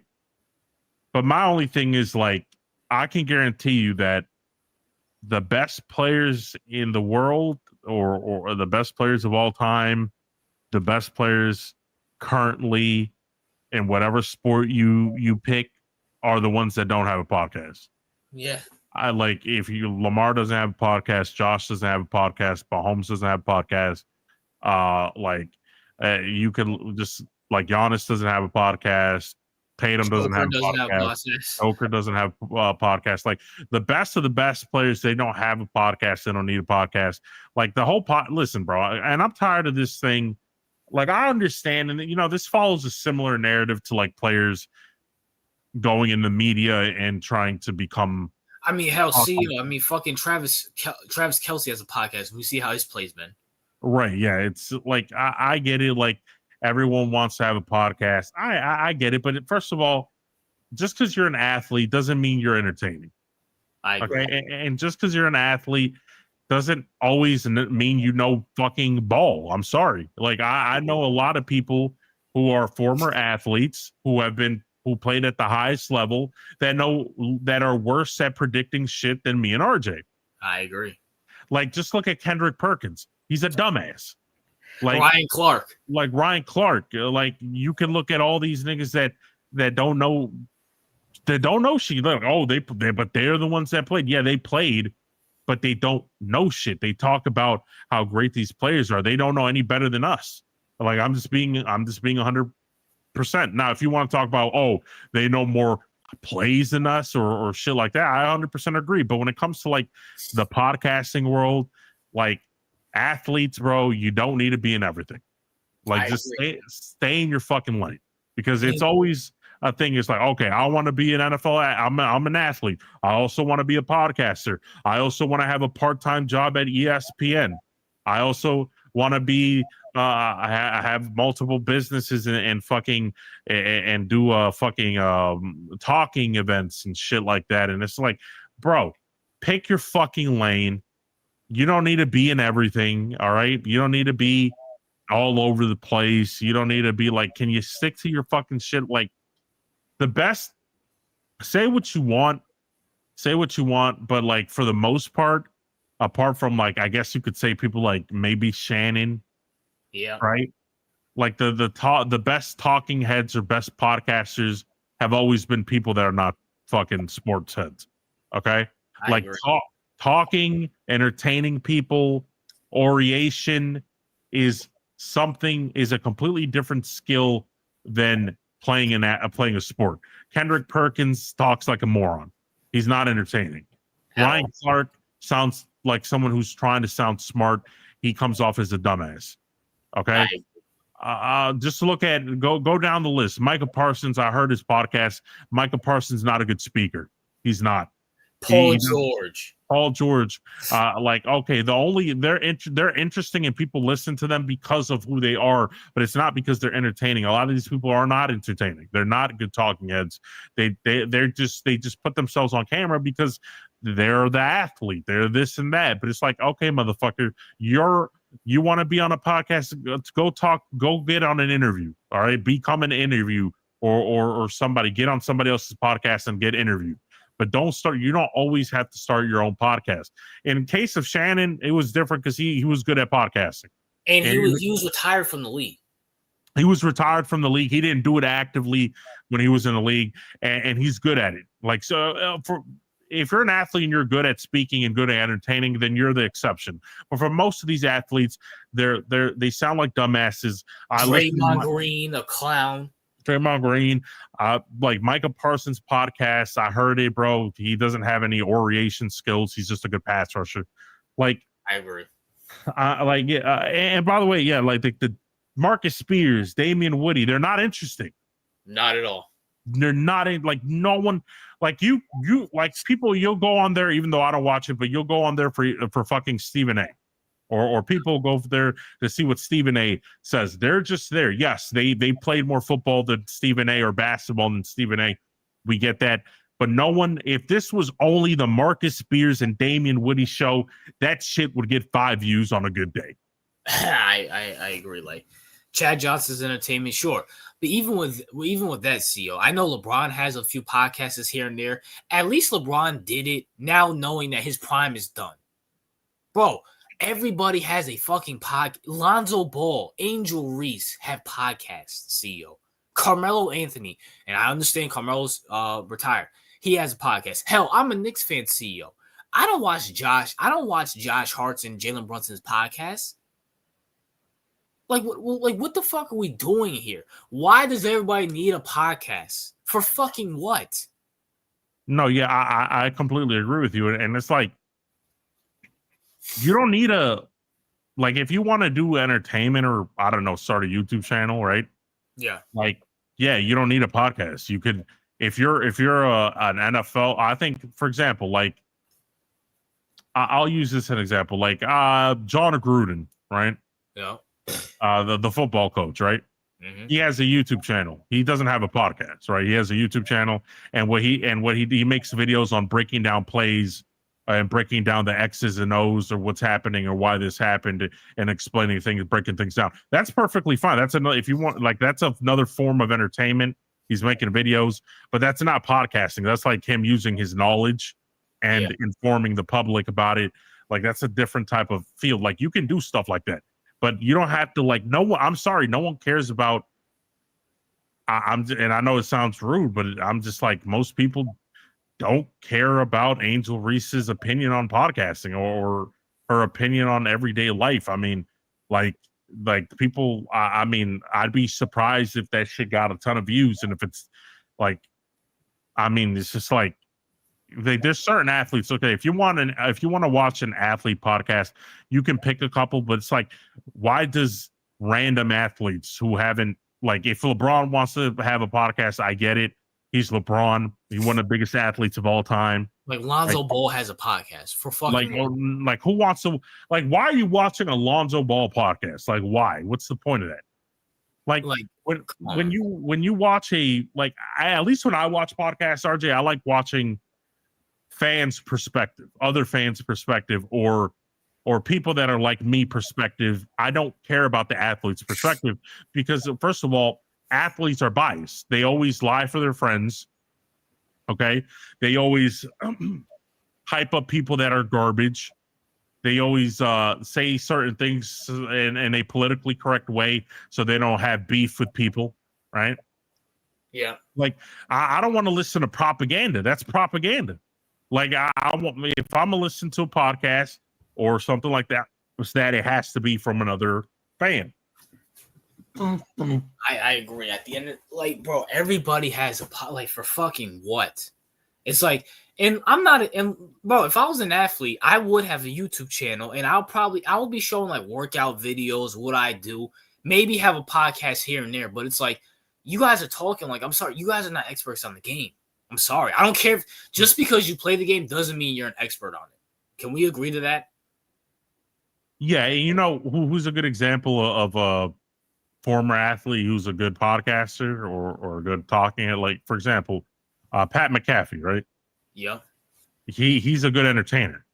Yeah, I agree. So he should do it because he's actually good at it. Like, but it's like, I don't want to listen to mumble mouth idiots start a podcast.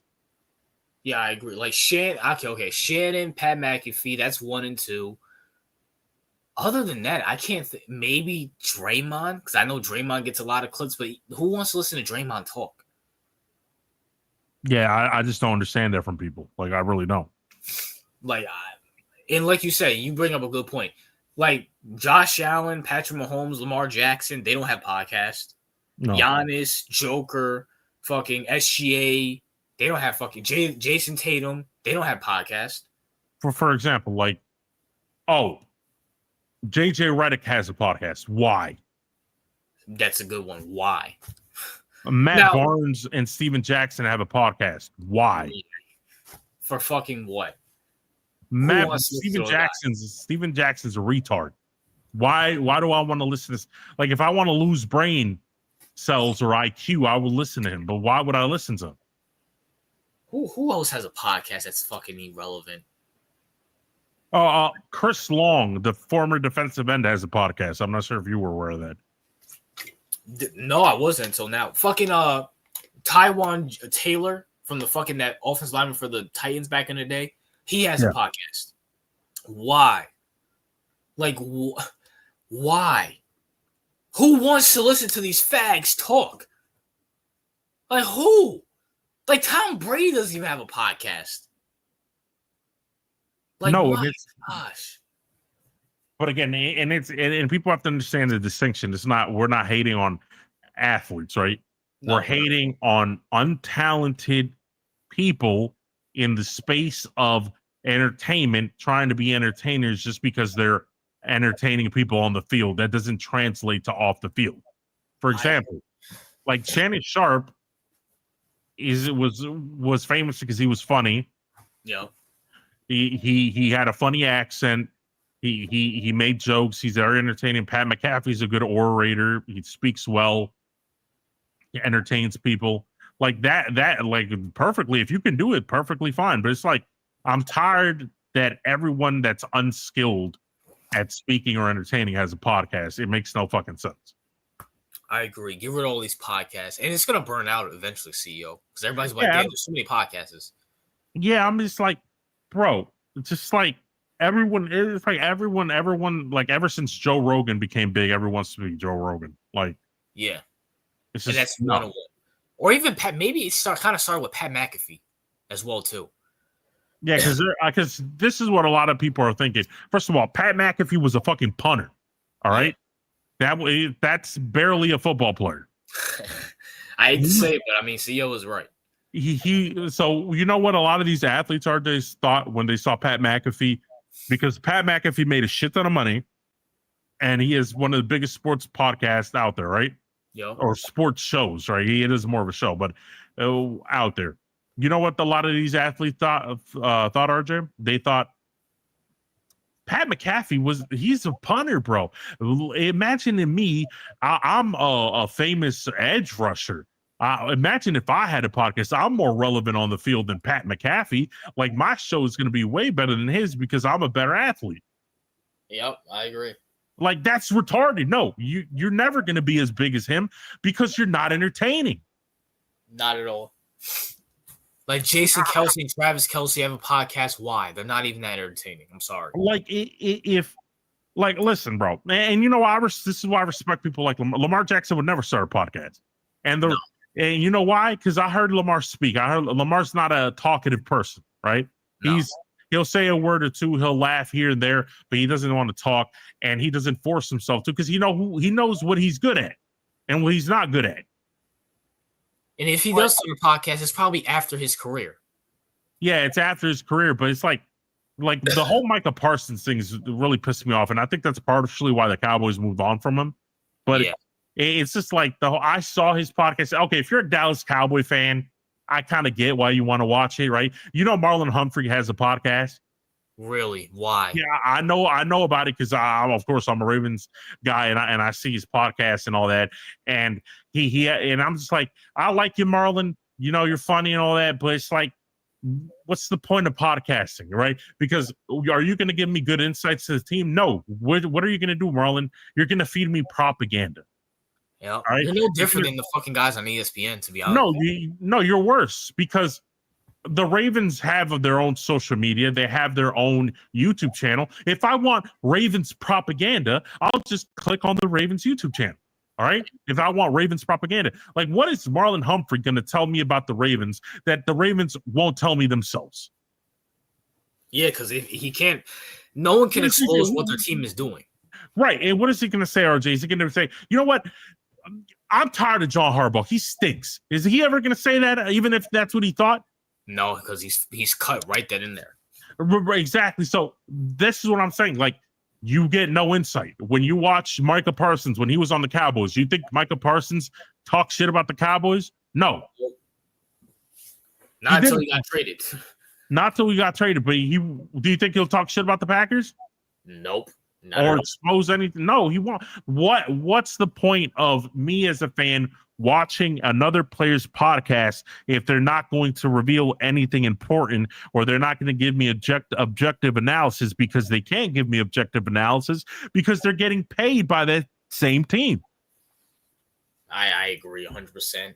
Stop with the podcasting. And CEO, to wrap up this podcast, to wrap up all the topics, Molly Karam, the moderator for First Take, is left ESPN. Some people in the chat were talking about. Now, CEO, what's your thoughts on Molly Karam leaving, CEO? Okay, listen, as someone who doesn't watch First Things, what is First Take? Yeah. As someone who doesn't watch First Take and hasn't watched First Take since like 2017. All right. Listen, everyone hated that bitch. All right. Like every comment section was Molly, shut the fuck up. Molly, can someone tell Molly to shut the fuck up? Molly, please shut the fuck up. All right. That was literally the whole comment section. Why the fuck is Molly talking? Why the fuck is Molly doing this? Like, first of all, Molly added nothing to the show. Never has, never added nothing. The only thing she added was a pair of tits. That's all she added to the show, and that's all these females add to the shows. And that's not being sexist. That's just the fact of the matter. That's just the reality of the situation. She was hired because she has a set of tits, and people found her to be attractive. Now, she's older. You know what I'm saying? I don't know why ESPN decided to let her go, why she resigned from ESPN. I have my own theory about that, right? I don't know if you have a theory, RJ, about that. Do you have a theory about that? Theory, CEO? Huh? What's your theory, CEO? All right, this is my theory. All right, because they offered her a contract. This is what my theory. ESPN offered her a contract, and it was a lot lower than she expected the contract to be. And they did that because they wanted to get rid of her. And they wanted to get rid of her because she's getting old. And let's just call it what it is. Once you're an older female, you're just not as valuable anymore. They want to get some hot chick to replace you. Yep. And like, bro, once you get in the 40s as a female announcer, bro, your time is almost done. Like Stephen A could be 78 years old and still be talking and people would listen. But if you're a woman in this field, like, we need to stop pretending like people tune in because they want to hear your opinions. They just want to see your tits. I agree. So that's what happened. Like, yeah, this is common in the industry. This is what they do. When they want to get rid of you, they don't say, okay, we don't want to give you, like, we just want you gone. Like, we're not going to renew your contract. What they do is give you an insulting offer or give you some pathetic amount of money. For example, I think when they wanted Marcellus Wiley gone from ESPN or from Fox or something, like, he was making $2 million a year, and then they offered him like $500,000 a year. Yep. So that's what they do. They probably Molly was probably making $1 million something or more, and then they said, here, Molly, we're offering you fucking $500,000. I think Molly has a new job. So, CEO, so it was Tuesday or Wednesday. I think it was Tuesday. She was leaving and she was gone Wednesday. So I think Molly has a new job. I think, me personally, Molly's going into politics like all these bitches do. She's going into politics and she's going to start talking. Whatever show, CNN, one of these gay shows, they're going to have the View is over. So they're going to rebuild a whole fucking thing with Molly being the new View. They'll probably call it something else, but they're going to restart the whole thing because she fits the profile. She's a fucking left-wing bitch queer who hates Trump, which I don't blame her for. But that's what she's probably doing, CEO. I just keep it real with you. Yeah, but here's the issue. This is something similar to what happened with Joy Taylor, right? Yep. It's just like they left. They're like, okay, again, let's start a podcast. Yep. But it's like, no, bro, Joy Taylor, you're not entertaining. Master J, if you honestly don't believe Molly Carum didn't suck dick to get where she is, you're out of your fucking mind. Yeah, first of all, she probably sucked fucking Stephen A's dick a couple times. She probably sucked some executives' dick. And the only difference between ESPN and Fox is that there was a big expose in Fox and no one snitched over in ESPN. That's the only difference. You know what I'm saying? So, CO, we need more misogyny in the world. See, I'm not misogynist. I'm just speaking the truth. You know what I'm saying? Misogyny is not, I don't think we shouldn't need misogyny. We should just be able to come here and say, listen, Molly, you had a good pair of tits that people like to look at, but you're getting 40, your tits are sagging. It's time for you to go. Or maybe some fucking company was like, hey, we want to start a political, you know what? She might go the Jamel Hill route and go from sports to talking politics. Okay, yeah, Master J, yeah, that doesn't matter. I'm not sure if you've ever been to the real world, but yeah, that doesn't matter. But, she was married by that time. Nigga, who has Master? Okay, this CEO. Do you understand why I don't like when we talk about women? These guys will understand. Do you see why, bro? That don't fucking. Oh, it don't matter if she's married, taken, or not. If she can move up you're telling me Molly Carum's not gonna ride some fucking executive dick to be the moderator for a Stephen A. Smith show if she's married? Are you out of your fucking mind? That's a whole Get the fact. fuck out of here, bro. Come on. And like, you gotta understand, for these women, their job is their fucking husband. I agree. Right? Like that's who they love. That's what. First of all, no. She was married for 4 years to Jalen Rose, and that only lasted the 4 years because, like, let's be honest, like, it didn't work out because, again, women, Jalen Rose probably wanted a wife that would cook for him, that would treat him like a wife, and what he got was a relationship with a career woman. Yep. And that's what I said. When you look at the Mollys, you look at the when you look at the Joy Taylors, like, these women are career women. They're not wives. You cannot wife a woman like that. Jamel Hill, fucking Michelle Beadle. I heard she's Christian as fuck. Listen, Master J. Yo, Master Christian J. Woman, Christian women are some of the most freakiest people in this world. Just saying. Bro, we have little Christians like declaring war and bombing people in other countries. Like, I don't want to hear like when Master J says, "Oh, like, this is how Master J's minds work," right? All right. I can't wait to hear it. If someone's married, that means they will never cheat. If Yeah. someone's a Christian, that means they will never do anything bad. Like, bro, you don't. That's not how the world works. Those are just labels. I agree. Like, as I was saying, bro, Molly, we'll see what happens with her, but I don't see anybody caring after she's gone. What's good, y'all? Kaiju, you showed up late as hell. We're about to wrap this shit up. Listen, bro, I can't believe this dude really said, "Oh, she's Christian." Who cares?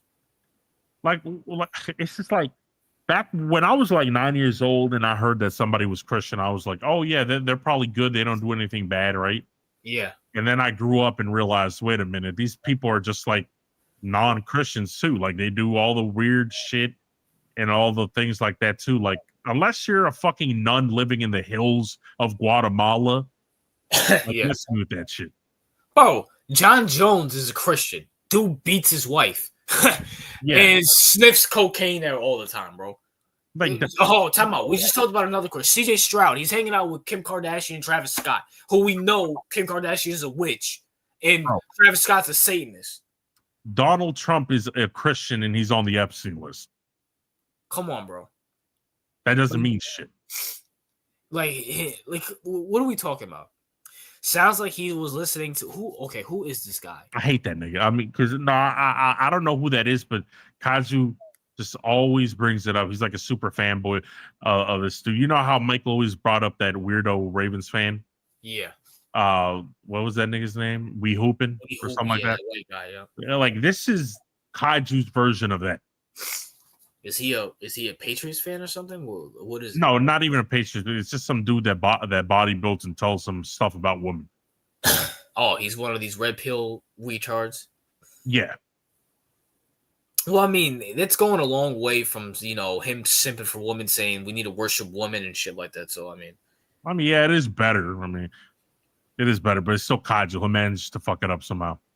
Yeah, but at the same time, when Master J says, "Well, she was faithful to her husband," why do you think? What's his name? What's Alonzo? LeVar Ball was ran off ESPN. That's because she doesn't find LeVar Ball interesting.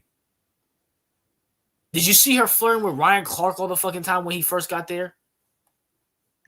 Like, no, it's just like the way that Master J thinks is like he thinks very linear. It's like if a woman said, you know what, if Master J ever got married and he had a wife and she was like, you know what, honey, I'm gonna go out with my women, like with my female friends at 12 o'clock at night, and I'll be home at 5 o'clock at night. Don't worry about it, because you can trust me. Don't worry about it, because we're married, and and he'll believe her because he's like, I'm married. She would never cheat.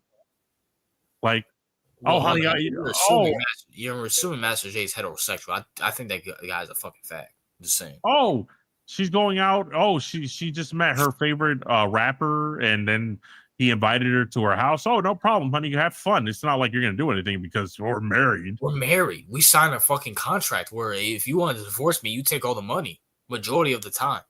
Get the fuck out of here, bro. By the way, the world government is. Oh my gosh. Okay, CEO, you have to do it right now.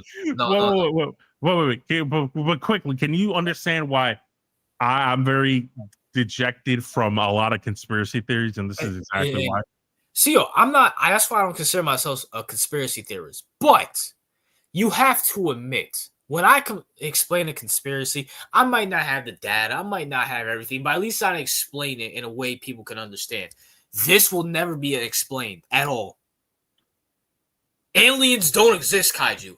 Can we stop with this alien shit? I put aliens in the same realm with reptilians, where it's like at some point we would see one eventually in our own lives. No, but it's like at least like when we have our theories, or at least when I have my theories, like at least the theories that I say on Discord, like they're not even theories. They're just like they just have so much evidence at this point that they're probably facts.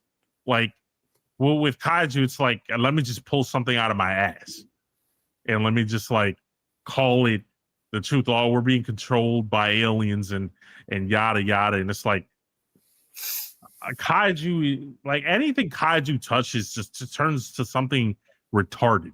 Like he touched the red pill, and instead of becoming a better man about it, instead of becoming a smarter man after getting touched by the red pill, you know what he does? He takes a woman to the gas station.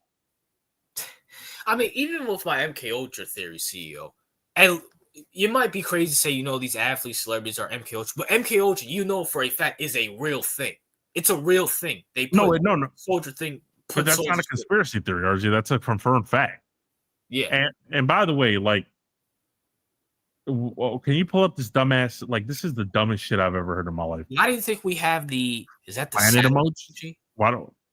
Because they exist, you dumbass. Yeah, facts. Like, come you on. Can, like, get a telescope and you can see the planet. What does that have to do with?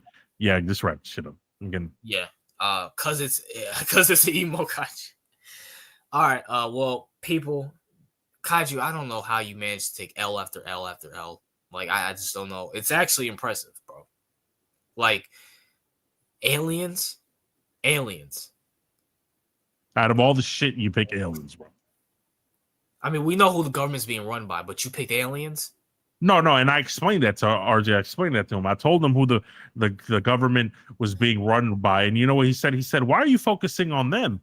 They're irrelevant. They need us. You should be focusing on the Martians." The Martians. No retarded ass nigga, bro. And that's why. And you know what? But you know what? I'll give those people who wear those hats credit because they have people like Kaiju to turn the focus away from what they're doing. I'll give them credit. Yeah. That's right. You know what I'm saying? You know what? Fuck off, Kaiju. Ha! Oh shit! It is what it is. CEO, good podcast. Is there anything you want to say to the peasants or even Kaiju wrapping this podcast up? Yeah, to all the people who are not terminally retarded like Kaiju. Protect yourself so you don't become like Kaiju. I agree 100%. And speaking of that, peace.